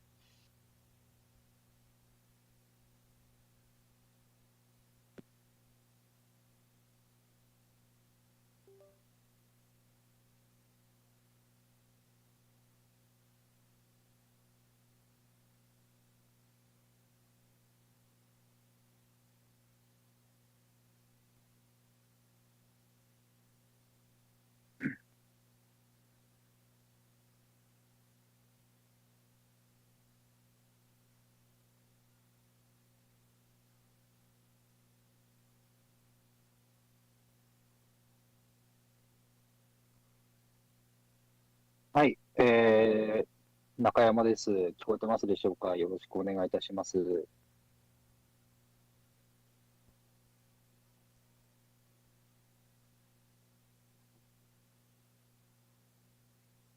はい、お願いします。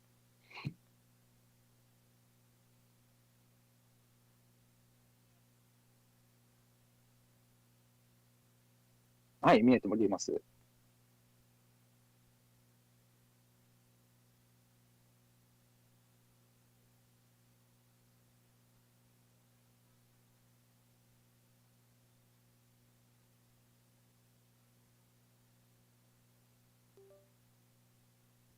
はい。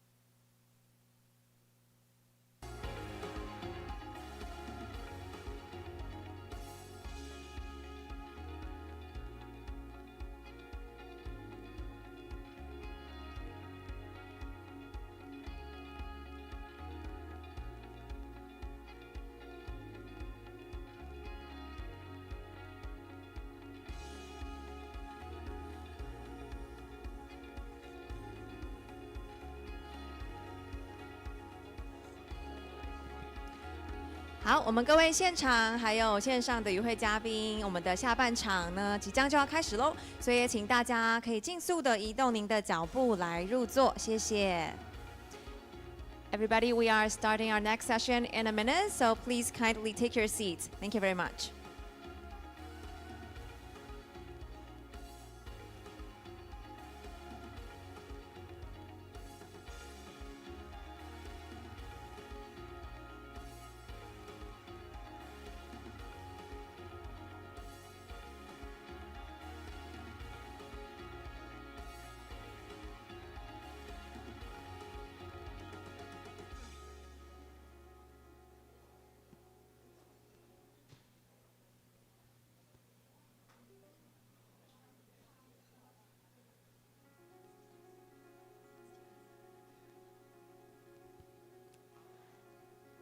好，欢迎大家回到论坛的现场。 Welcome back to our forum. In the previous session, we looked at the role of micromobility in our lives. In the second half, we'll now focus on future urban mobility issues, super-aged society, green sustainability, and smart cities. We'll examine the micromobility's potential in addressing current social conditions. And we're very happy to be joined by Mr. Hideyuki Nakayama, who is online. And he'll talk to us about Tsukuba smart mobility. And Technology Strategy Division in Tsukuba City, Japan, to be our speaker. Today he will be joining us online and share with us Tsukuba Smart Mobility. And with that, I'll hand the floor to our speaker, Hideyuki-san. Over to you. Thank you.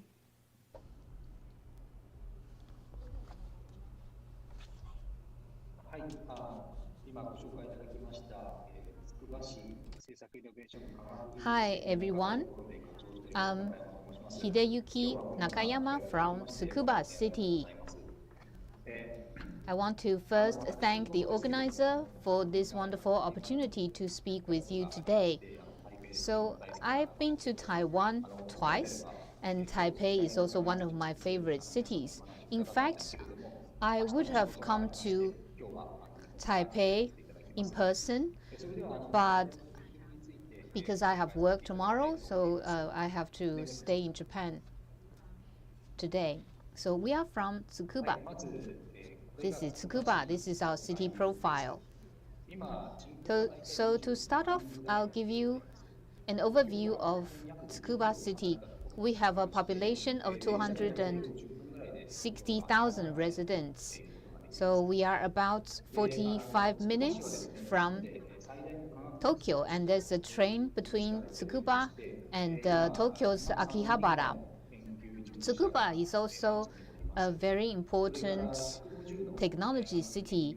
We have about 23,000 researchers. We also have 150 research institutions. And in our city, we have 13,000 foreign residents. And there are also 18,000 students living in Tsukuba.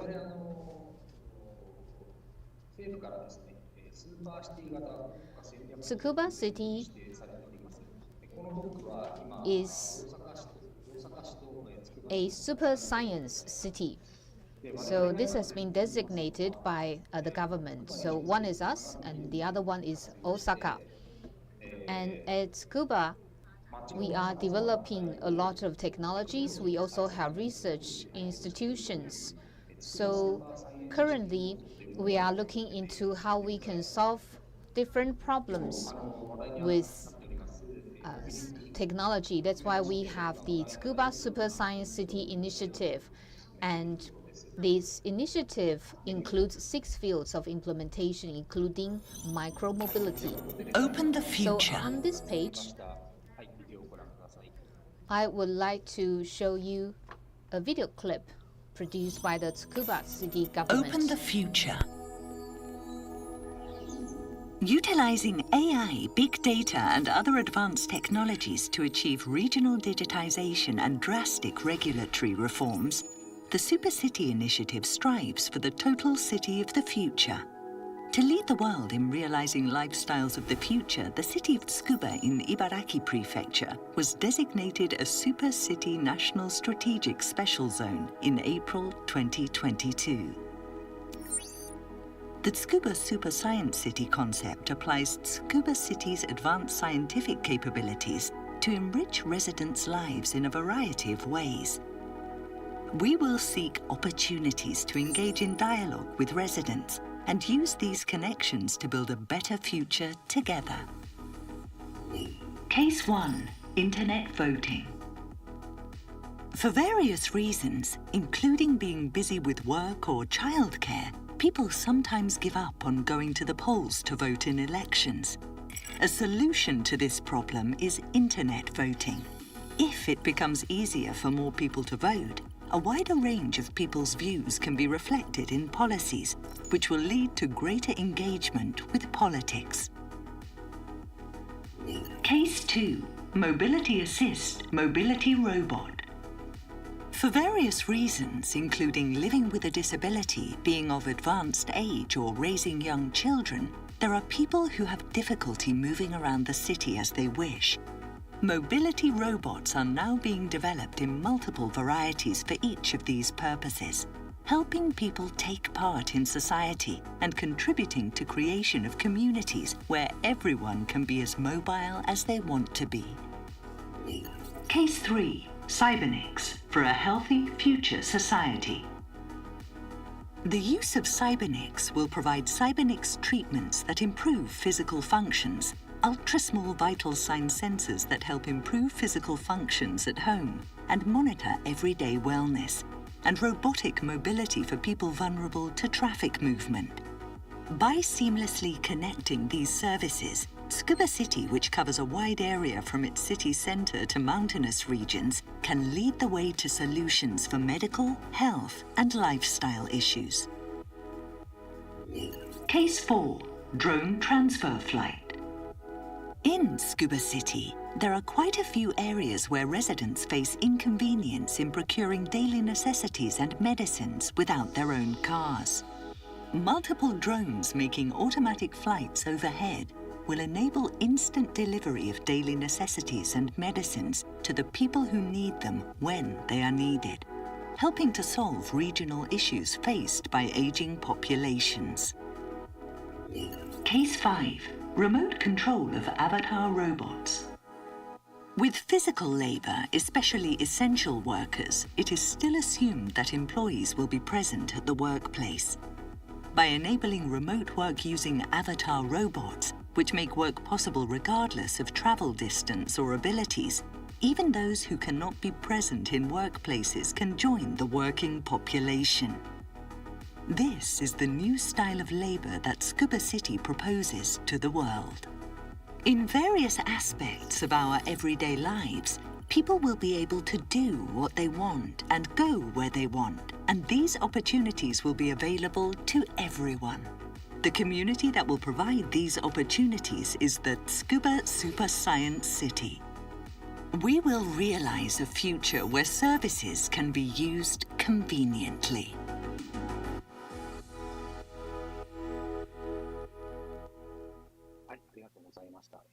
Next. Thank you for watching this video. So in the video that we just saw, this is the Tsukuba City programs.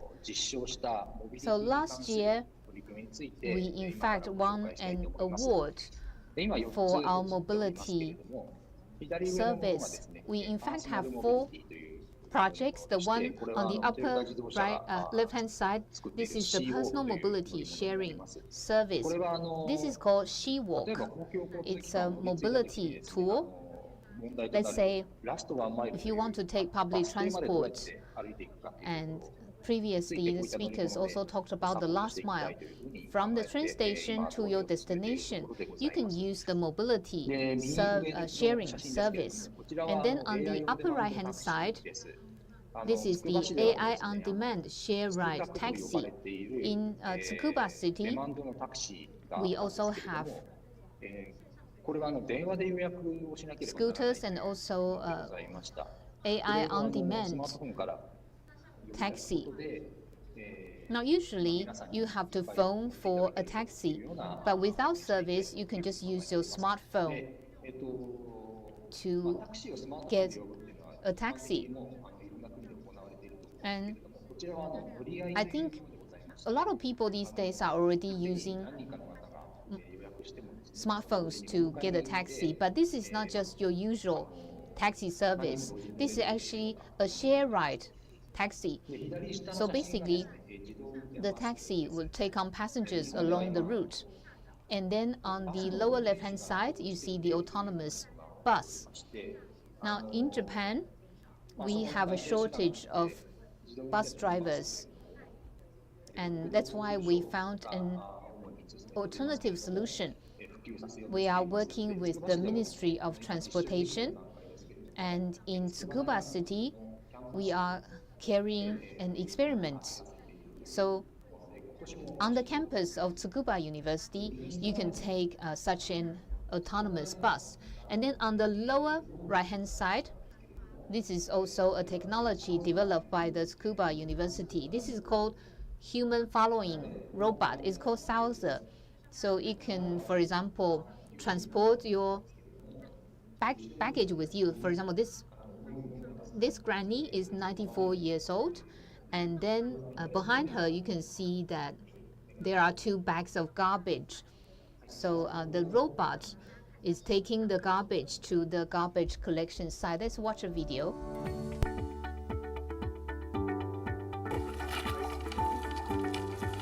これが今ご紹介したサウザーというロボットです。ご覧いただいているようにおばあさんの後ろをついて。So what you can see here is that the robot is following the granny, and so in fact it can take more than garbage. It can take all sorts of cargo.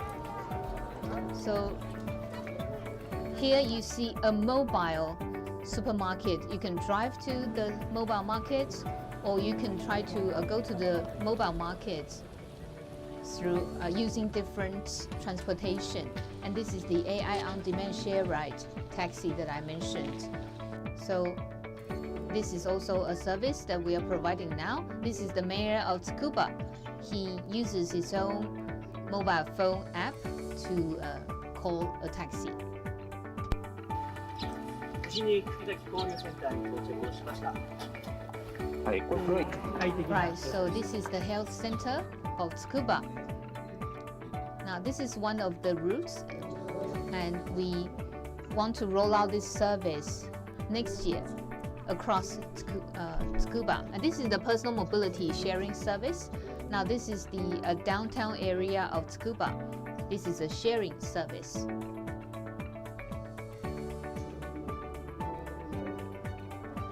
The speed is 6 kilometers per hour, so it's not very fast. And then this is the autonomous bus that I mentioned. Right, so you see a driver here, but the driver is in fact not steering the bus. So you can see that his hands are not on the steering wheel. So in fact, in the video, what you are seeing is a test. Now the autonomous bus is running on a campus. Thank you for watching.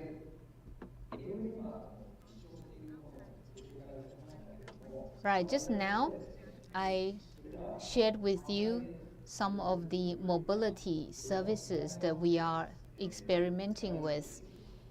And we really hope to connect all these different mobility services to make it more convenient for people to move around. And we call this initiative Tsukuba Smart Mobility. And we hope that going forward, we can create an app to connect different services, for example, train services, bus services, and so on.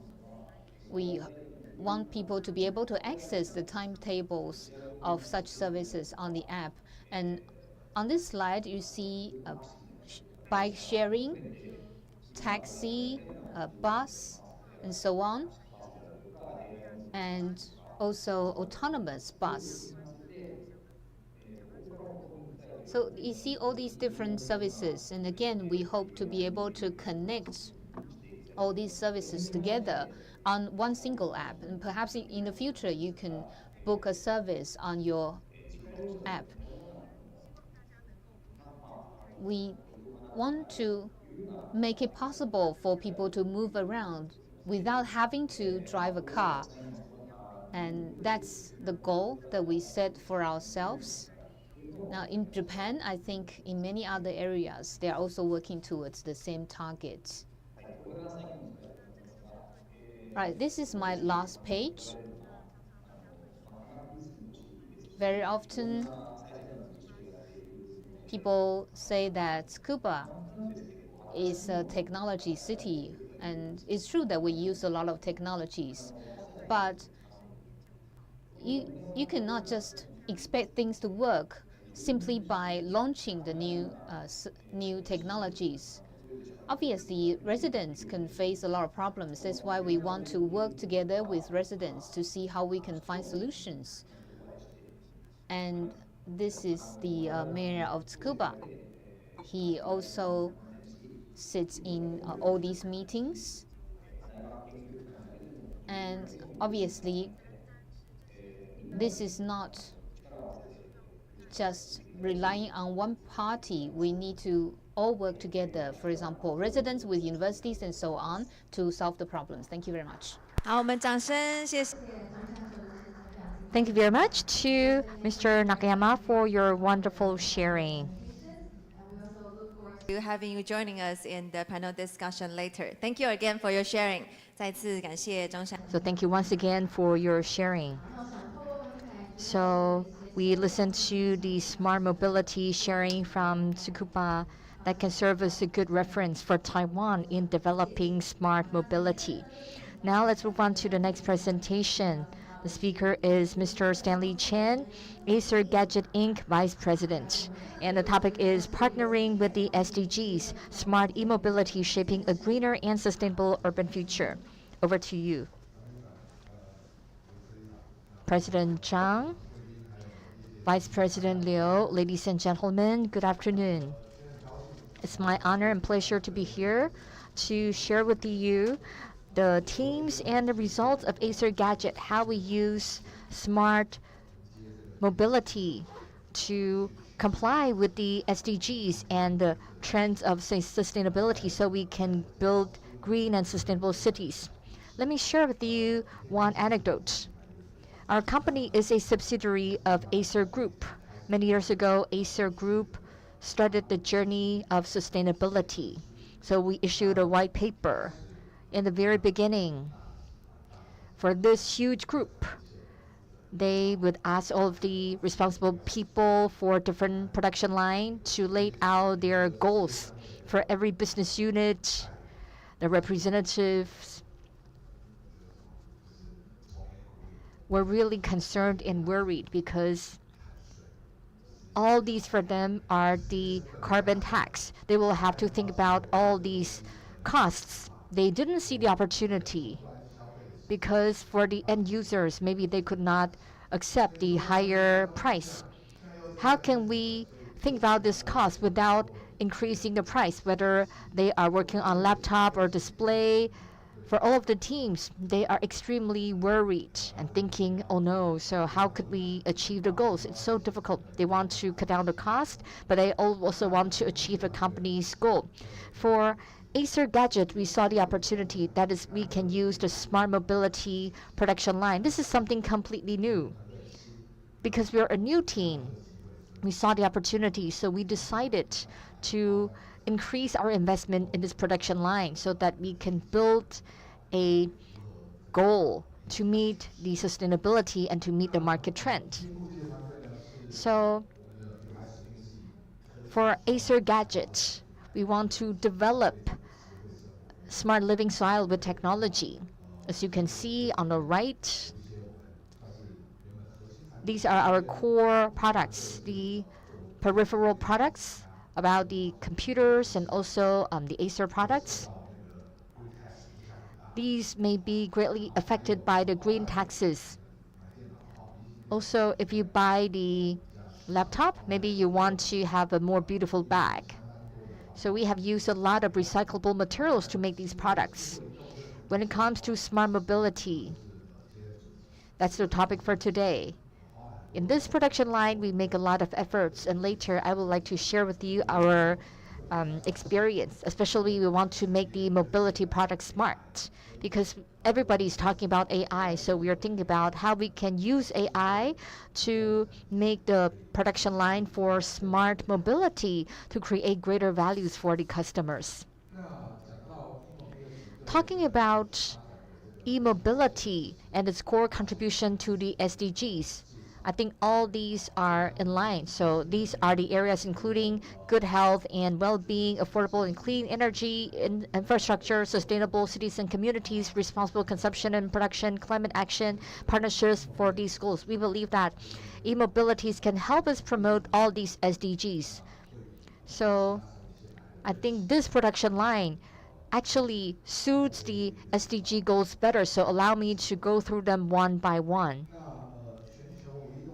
So if we look at the global micromobility market in 2022 to 2032, we see that market is growing at a CAGR of double digits, over 18% of growth. The worldwide micromobility market size is expected to reach $216 billion by 2032. This production line complies with the vast market and is the future trend. Also, there is no way for us to go back.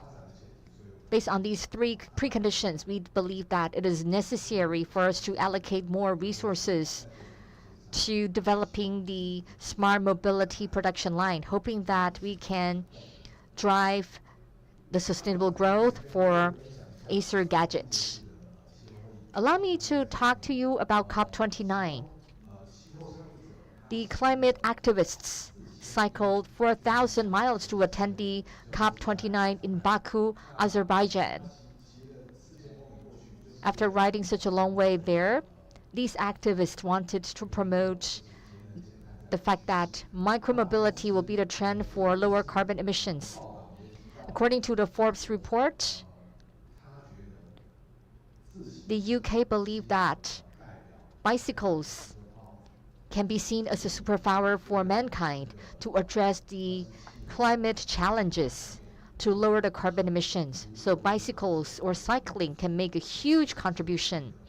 So cycling is a very important superpower. So you can see this is Acer Gadget Smart Mobility product deployment. As mentioned before, many speakers have talked about the e-scooters. We also have the e-pack, electronically powered assisted cycles. We know that bicycles have existed in the market for over 200 years. They have not changed. Bicycles are just bicycles. But when talking about a smart e-pack, if you think you are not strong enough, you may sweat a lot when you cycle, you don't want to cycle to work, but with the smart assisted system, it is easy for you to ride the e-pack to your office. Talking about e-scooters, we have a lot of fun factors in different models. We have the regular ones for commuting. We have the light and also the more challenging ones. We are a computer brand. We also have the game type of we have the fat tire e-bike.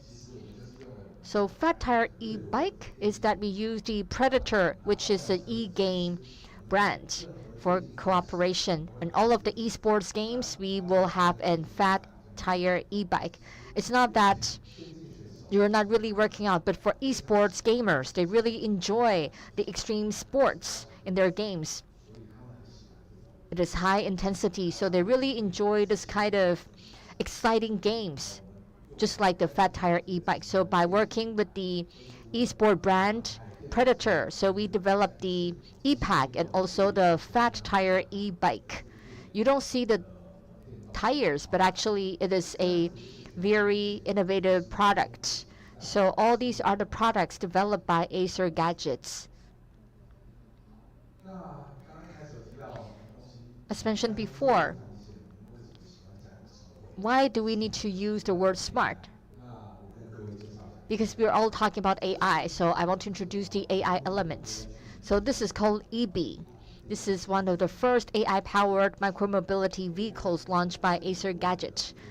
So this is AI-powered. Once it's launched,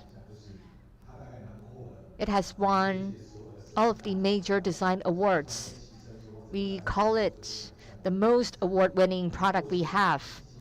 In the past, Acer was known for computer products like monitors or laptops. So we won the awards in the world of computer. We also won some awards by Time Magazine or Good Design Award or Taiwan Excellence Awards. So you can see that we have an interdisciplinary cooperation and we have won the recognition across different fields. So where is the AI element? Actually, this bike has helped address the basic needs of the riders. For example, if you need to change the gears, like for U-bike, there are 3 gears for you to change. But if you ride this bicycle, you don't need to change the gears. You only need to pedal.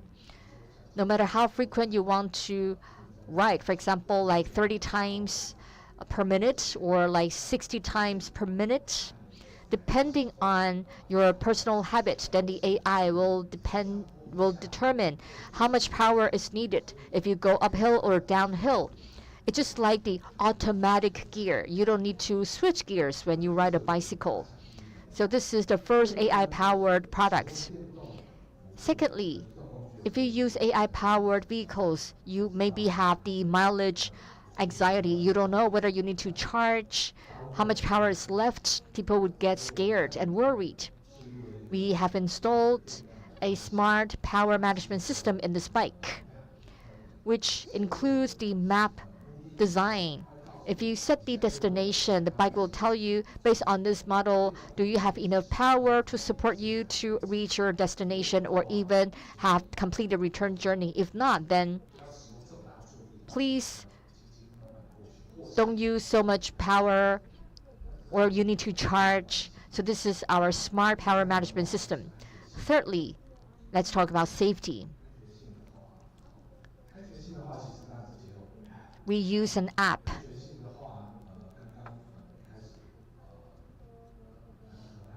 Our Dutch speaker also mentioned that bikes are stolen very easily. So usually if you have iPhone, you have like Find My iPhone. So we use that for e-mobility. So consumers can use the ecosystem of the Apple. If you lose your car or bicycle, it's easy for you to find it back. So it has the personalized device and also it can fit into your personal habit. So when we're building the product line for micromobility, we want to show that we can combine the strength of the high-tech industry and also we want to make changes to the industry. Now I'd like to talk about the trends and crossover application for smart mobility.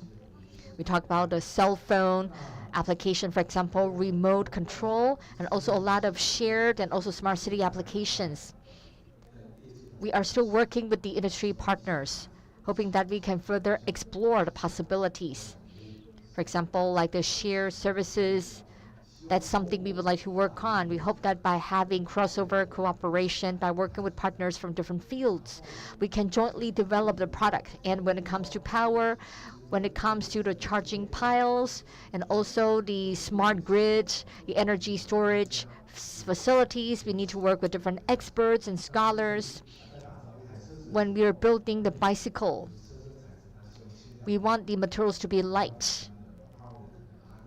If you're going to go upstairs to bring the bicycle or scooter up, if it's over 10 kilograms, it's way too heavy. Can we make the materials lighter, smaller, so it's easy to carry around? When talking about a smart control system like auto gearing, we want to have a smart motor processing capability. And also in terms of the future application, Mr. Nakayama also mentioned the smart logistics and its application in the city. So Our team hopes that we can work with partners from different fields to explore these possibilities. So here are some scenario applications. So we have worked with the TDRI to participate in some workshops to explore the application scenarios. For example, for commuters, for people on the campus, for the large tourist venues, airport campsites, or healthcare institutions, large hospitals, golf courses, or science parks, or food delivery. All these will be the future application scenarios. We also understand when there are opportunities, there are challenges. I think we ask a lot of questions about why e-scooters are not allowed in the Netherlands. Actually, for us, when we do the e-scooter, we export our products to 30 countries. Actually, we explored over 60 markets, and many countries responded said, well, we don't use e-scooters.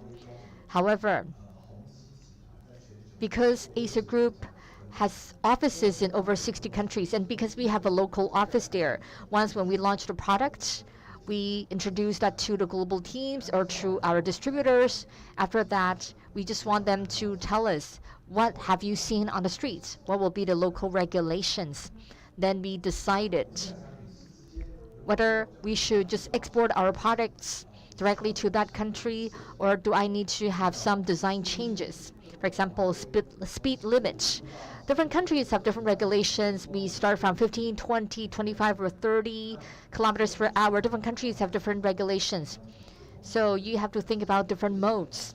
But our latest method is that we use the software setting to set the speed limit. And also, in Germany or in Japan, they have different certifications, and the certifications changes a lot. Batteries regulation also are different. When it comes to mobile power design,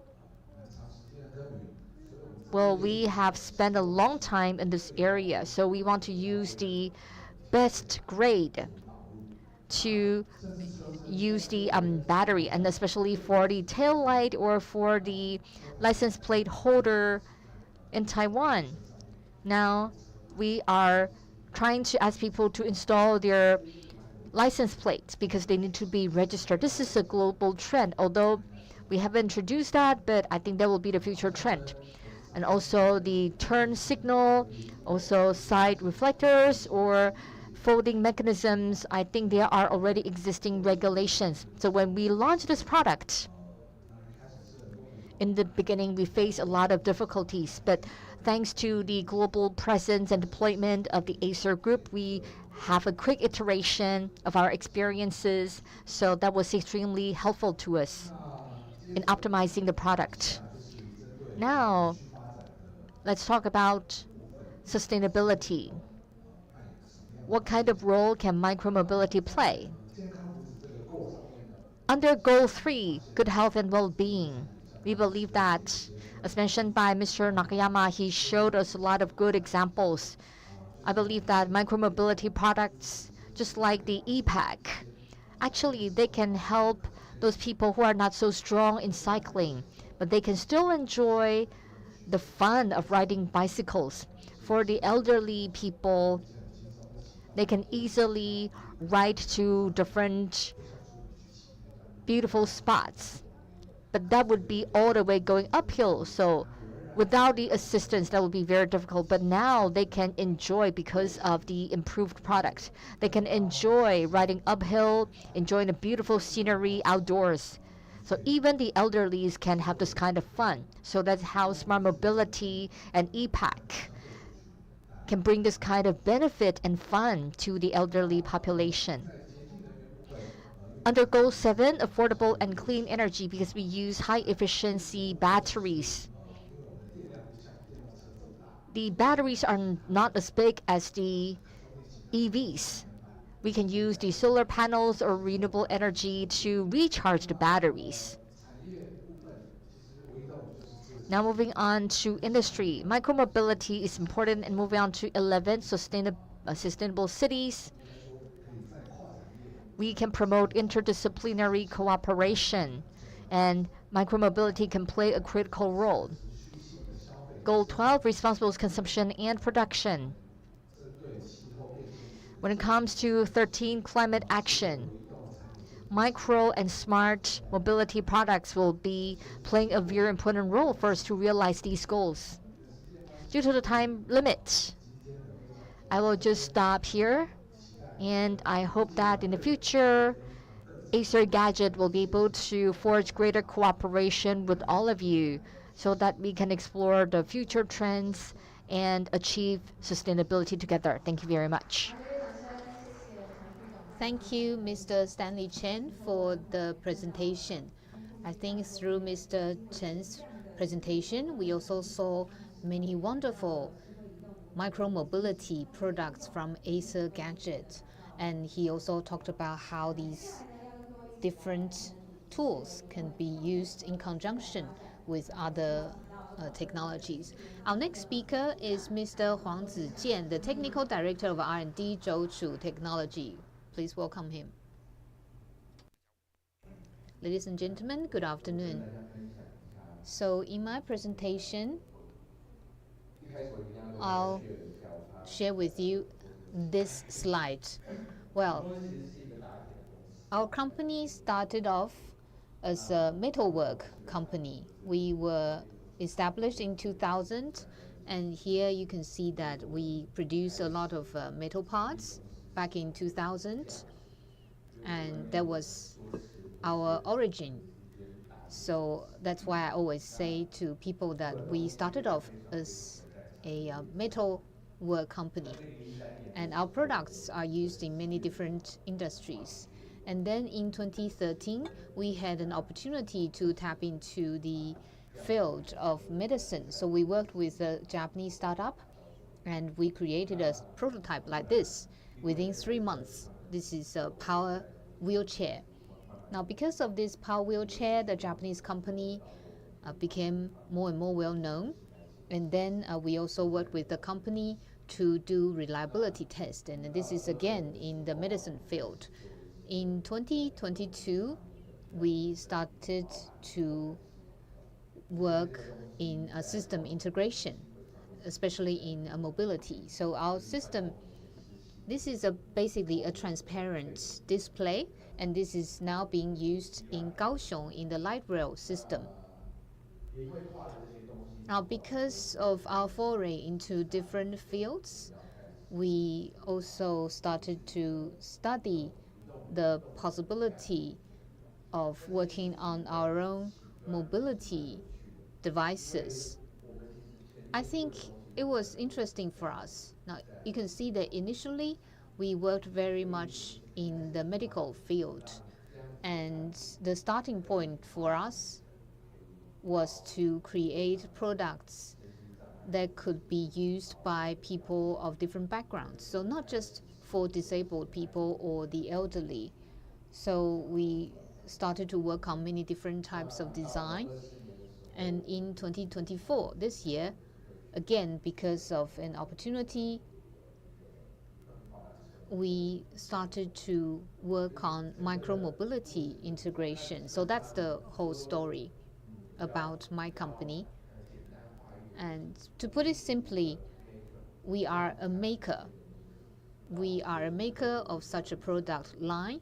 We also help clients to integrate different resources so that they can actually roll out products. And I also want to share with you some of the challenges that we encountered along the way. So in terms of micromobility device, I think we didn't start from the users. We, in fact, created a device first and then try to find different user cases. So we have industrial designers to look at how users use these devices. So you can see this on the slide. Now we are working on, for example, tricycles and also cargo devices. And so these are the different micromobility devices that we came up with. So for us, it's not that we have a scooter and then we work on micro-mobility, but because you see we have the environment, we have the use field, and then we think about micro-mobility. So that's how we started. But we are not a brand, so most of our products are offered to our clients, and our clients will try to find actual use cases. Right, so on this page, you see the micromobility ecosystem. That's how we look at it. So it's not just like, I think in the early days, Taiwan worked a lot on bicycles and wheelchairs. We have a lot of strong companies in Taiwan in these fields, the manufacturers. But if we look at micromobility as an ecosystem, we also have to think about, for example, the UI, UX, also a system, and other speakers also talked about a cloud. And then here, green energy is a key part of this ecosystem as well. So I think the whole micromobility ecosystem, in fact, incorporates all these different elements. And here you can see that there are many types of devices available. I think in micromobility, there's not one single product that will dominate the whole market. In fact, the devices used in different fields are different. For example, you use for use in a hospital, for use from one bus stop to another, you have to choose different devices. And then we also look at, for example, in terms of double E, what we have to do. And then the system side, I think it's possible for us to try to integrate many different systems into one. And going forward, obviously you also have to think about ESG and carbon credit trading. Now, of course, a lot of countries are already saying that perhaps we cannot abolish conventional fuel vehicles yet, but I think we still have to look at how micromobility can be used in different use cases. Now here, I want to tell you that, well, I would say that we don't have a very lofty dream, so we are seeing certain needs and we conducted some tests as well. So this is what we've been doing, and this is the micromobility system infrastructure. So you see cloud control, you see edge, and now edge computing capabilities are becoming stronger and stronger. And then there's also IoT, so you need to connect with different backends. And we are also monitoring all these different devices in the system. So what we are doing is a bit like installing a black box on the micromobility device. And this actually started from our experience working on an electric wheelchair. Now, in fact, if you are an electric wheelchair user, sometimes you want your family to know where you're going.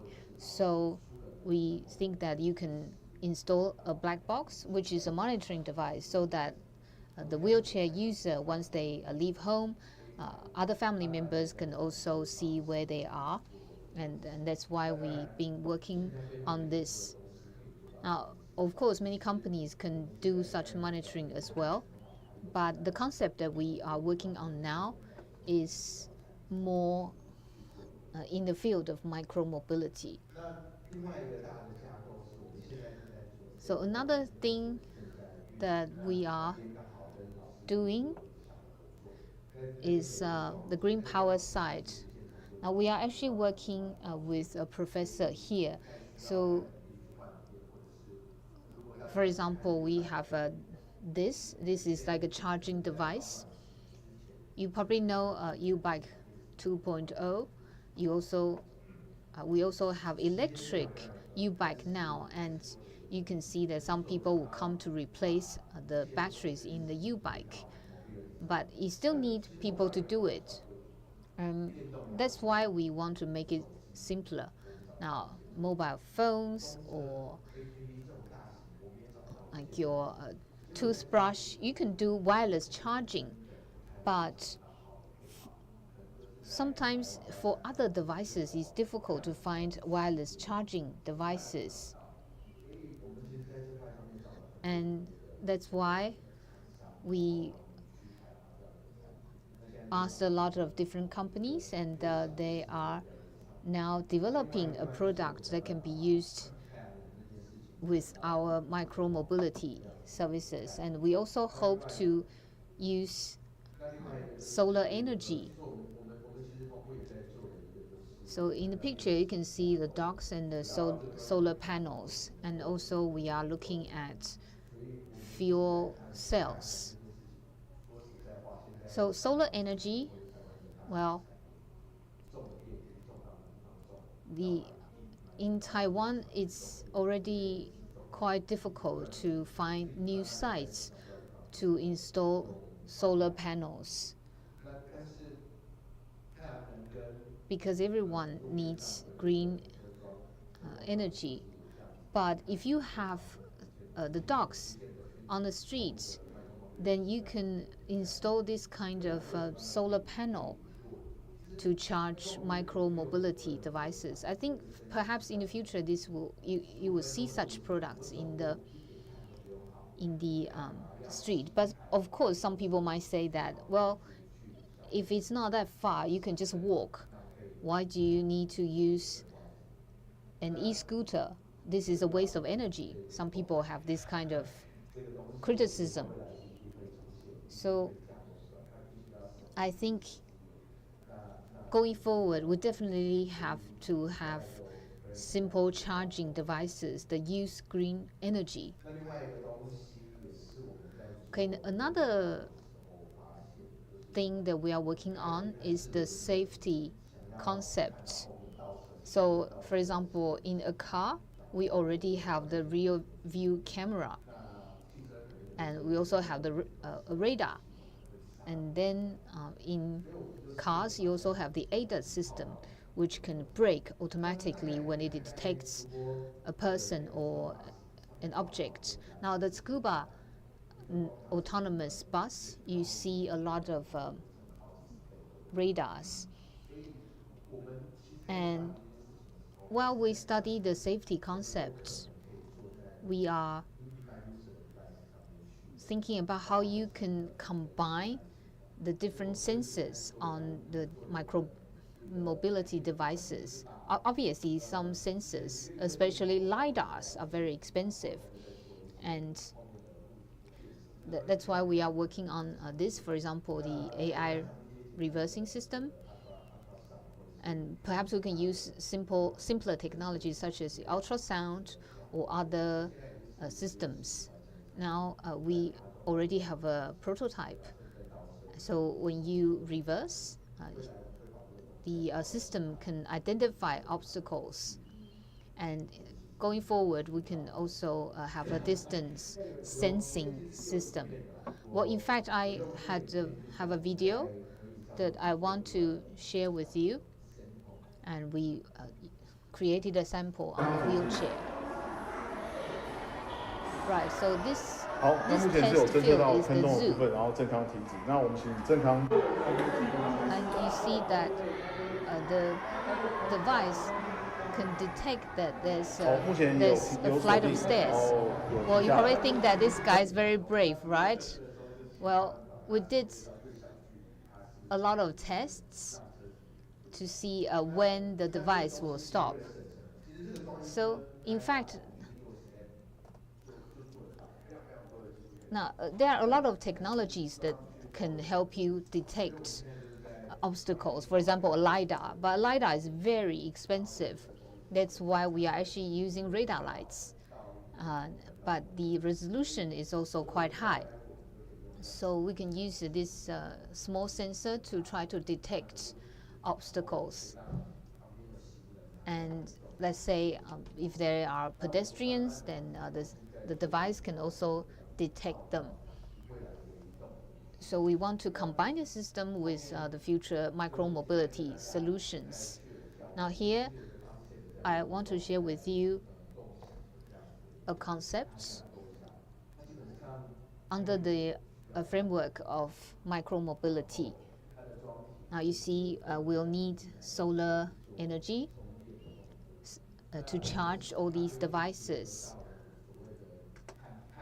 And then it can also be connected to a carbon emissions system. So we believe that with such a system, every year you can save 500 kilograms to 900 kilograms of CO2 emissions. And so that means that you can actually create carbon credits that you can then sell. So it could be a whole new business model.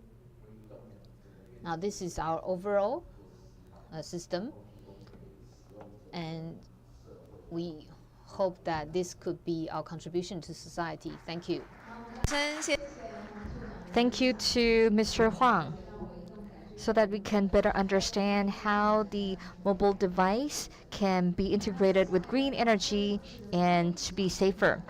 So in the final session now, we are talking about micromobility needed by the elderly field implementation observation. The speaker is Chou-Chieh, Senior Manager of Looplus Technology. Over to you.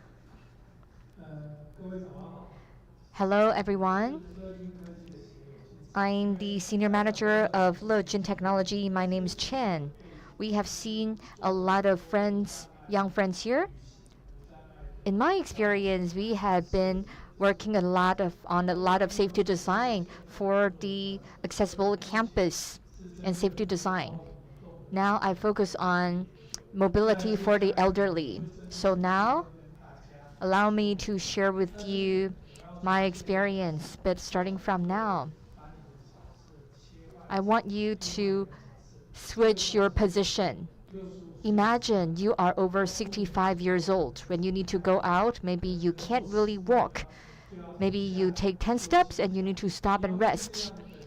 I want you to imagine you are this elderly person. Then you can better understand what I'm going to talk about. So these are the outlines for my presentation. Talking about accessible or universal design, this is critically important wherever you go. Accessible design is a very important element. But in this element, in many fields, if you want to move around, you have to think about what will be the most accessible way. So whether it's the building or road design or the venue, you have to think from the perspective of universal design. So many of the speakers have talked about the venues for mobility. Most of them are right here, meaning the mobility between different cities and micro-mobility between cities. But today, we have to think about these elderly when they are brought by their family members to a certain venue. Does this person need the mobility services? For now, whether it's a zoo or in a shopping mall, you can only find two things. One is the push car, the other is the hand-pulled wheelchair. But is it a more appropriate means of transportation? This is something we have to think about.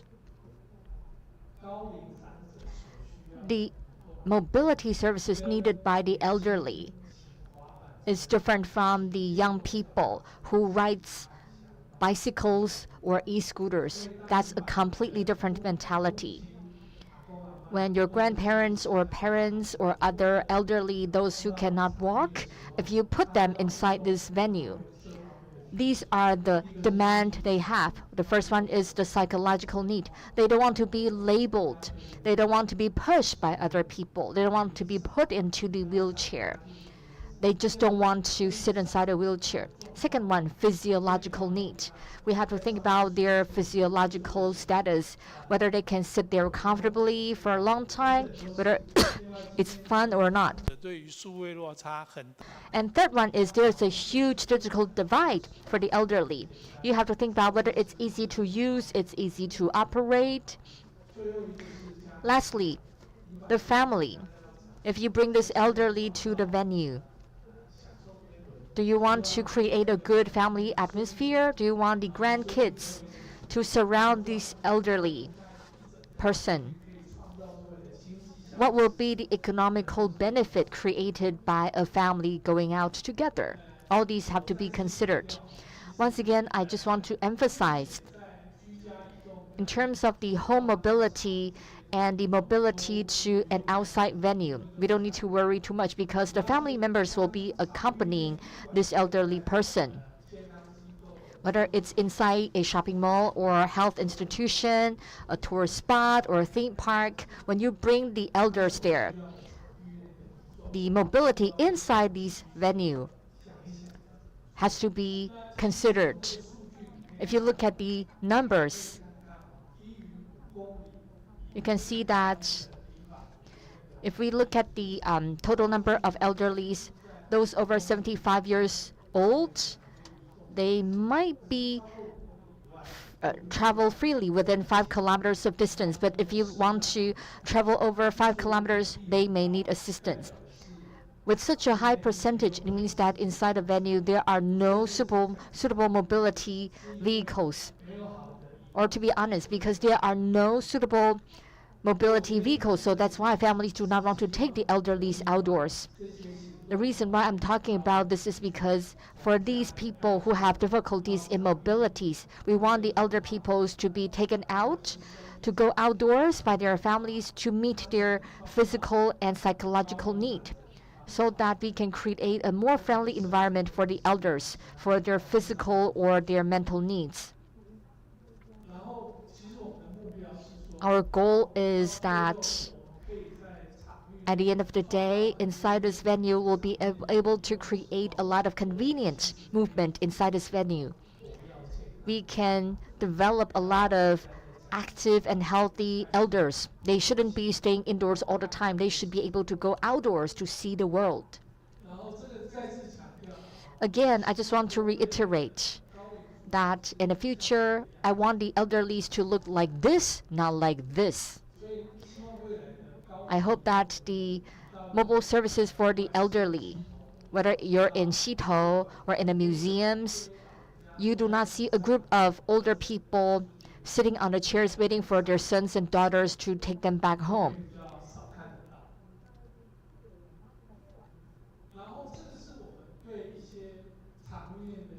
So these are our solutions to the pain points in terms of the mobility inside a venue. We hope that we'll be able to build a suitable mobility vehicle. So that will be the last mile for the elderly people, for them to easily move around. So they need to have easy leasing services. They can be integrated inside this venue. Or we can understand that inside a venue, what will be the needs. For example, if the elderly go to the zoo, they can use the Easy Card to rent this vehicle. The interface is easy to use, so they can travel around. So their sons and daughters and grandkids can follow this elderly person. Or inside the app, there can be an interface showing the map of the zoo, so the elder person knows where to go about. So we want to think about the movement and mobility of these older person inside this venue. But from the operator's perspective, when an elderly person is tied up to a vehicle for 2 to 3 hours, actually, you will be able to create a benefit So how can we integrate the service inside this venue? How can we create an economic benefit? All these are something we can think about. So in Taipei Zoo, we have a 3-year implementation observation. We just introduced the vehicles. It costs about 500,000 NT dollars. So totally there are 5. Based on the process, it's done manually. We do manual rental services for now. We have run this program for 3 years. So our company, together with the zoo, has successfully created a user case for the elderly. About 3,000 people have used these services. There are no safety concerns because the speed limit is 4 to 6 kilometers per hour. By listening to the speakers, we believe that the micromobility should be under 15 kilometers per hour. But depending on the needs of different users, they may have different speed limit and different needs. And because we focus on the elderly population, so we hope that in terms of the design, when we provide innovative services, we have to think about the mobility needs for the elderly population.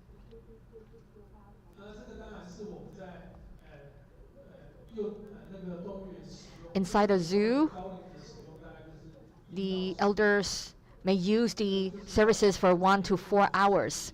So that's based on the stats we have. So in the future, inside the venue, whether they are in the large shopping malls or in a themed park, I think 4 hours will be the longest time for them to stay in this vehicle. And based on our observation, inside this venue, if we can provide the elderly population the mobility services, first, for the operator, they can improve the service quality. We can see what will be the needs of the elders, because by 2030, by 2026, I think 1/3 of the population will be over 65 years old. So for this 1/3 of the global population, we need to show greater concern for them because this is a social trend. And now I would like to talk about the industrial application opportunities. In Taiwan, there will be 4.2 million people in Taiwan over the age of 65 years old. So for those people who are in sub-health, they may not be able to freely walk. For this group of people, they will need to think about maybe 700 or 800 venues. They need to welcome this group of people. They need to make sure that they'll be able to move freely. You need to make sure that they can be comfortable, they can be happy when they move around. This is the kind of need we would like to create. So in the future, we hope that whether we have the SI operators, the manufacturers for the vehicles, or the service designers, they should think about they are the service provider for mobility, because the mobility service provider will be very important to create a technology, create a services needed by the elderly population. By doing so, we hope that in a lot of venues in Taiwan and around the world, by designing and manufacturing or providing services for the mobility vehicles, we can enable the elderly population different kind of needs for mobility. So that's my conclusion. Thank you very much. Thank you, Mr. Chen, for your presentation. Now, so we've just heard 4 very good presentations. Now we are going to proceed to the panel discussion. Now, in the interest of time, we'll ask the participants here in the room to just raise your hand if you have any questions. So we heard the experience from Tsukuba. We also looked at the United Nations SDG and how smart e-mobility can shape a greener and sustainable future. And we also looked at the integration and how micromobility is needed by the elderly. Now, in the dialogue that we are going to start now will focus on the future of micromobility. And for this panel discussion, we are very honored to have Vice President of R&D, Taiwan Design Research Institute, Dr. Liu Shinan. He will moderate this session. And again, please welcome back Mr. Stanley Chen, Mr. Huang Zijian, Mr. Chen Shou-Jie, and also Mr. Nakayama from Japan to join us online. Well, we are already running out of time, so we have to move very fast. Now, I want to take this opportunity to further try to explore the insights. I think micromobility is not the end goal itself. It's actually a strategy. I often say that the industry talks about today, but technology deals with tomorrow, whereas science deals with the day after tomorrow. So I think this second panel discussion actually echoes the first discussion.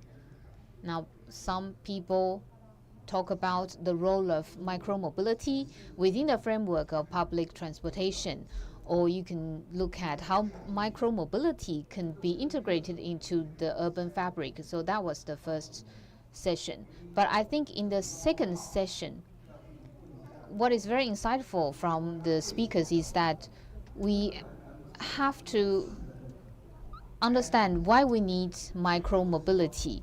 I think there could be new possibilities. Now, we talked about sustainability, and that's also where micromobility can be very valuable. And you also talked about integration of different technologies. Now, we are running out of time, so I want to just take advantage of my status as a moderator. So I'll ask the questions here. Right, so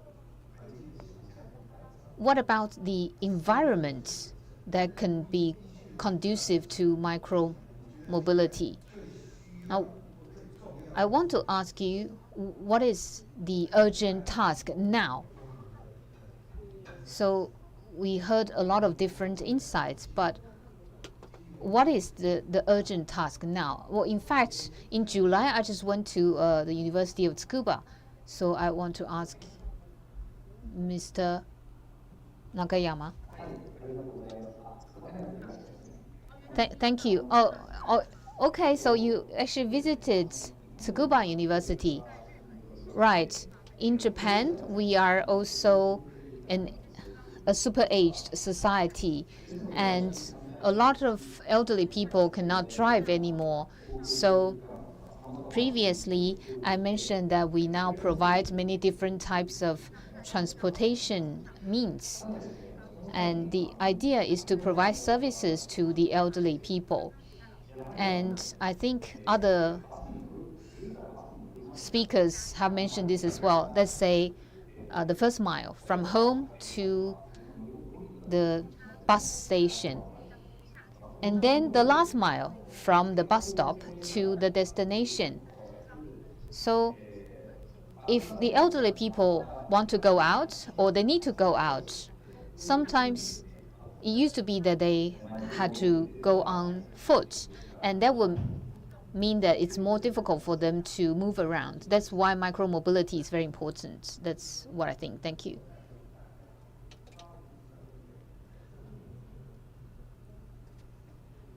Can the speaker use the microphone, please?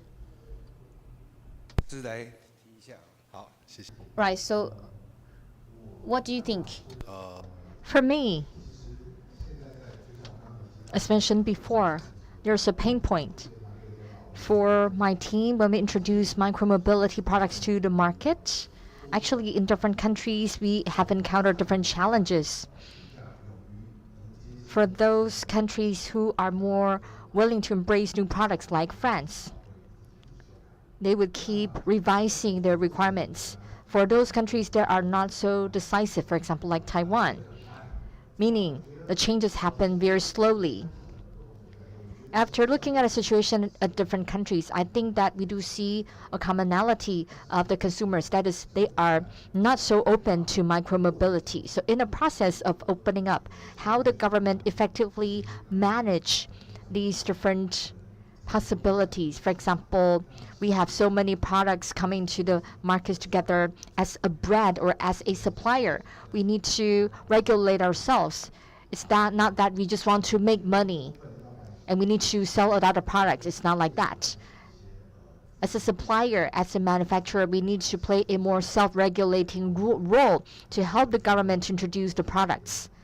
So I really hope that in the future we can see quicker development.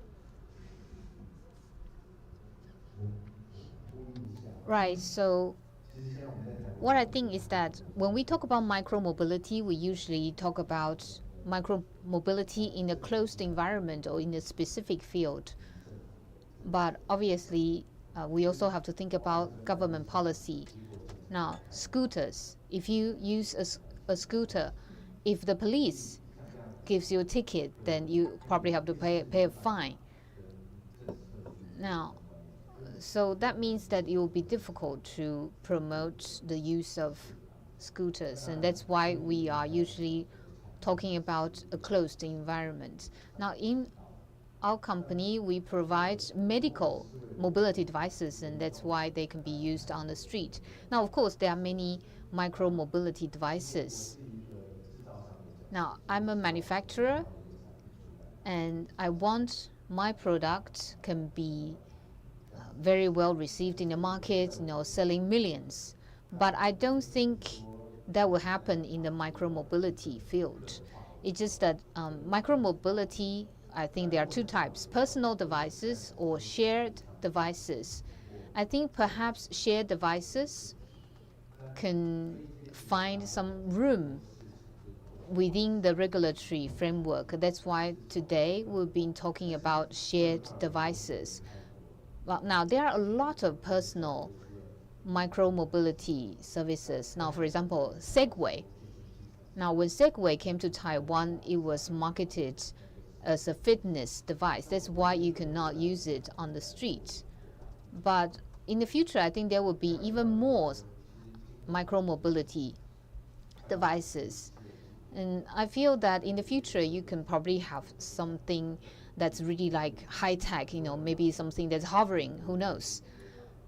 Or perhaps you can have some kind of drones, and you can ride the drones, who knows? So I think the possibilities are unlimited. And then I think in Taiwan, perhaps you should first think about how to use devices in a closed environment rather than on the street. Actually, I prefer to categorize the difference through the venues and users because different users need different vehicles. So I have a dream. So if we can have the e-scooters from Acer Gadget and also the bikes, scooters from another company from Looplus, everything can be displayed together. We also need the government's policy to effectively manage all these products.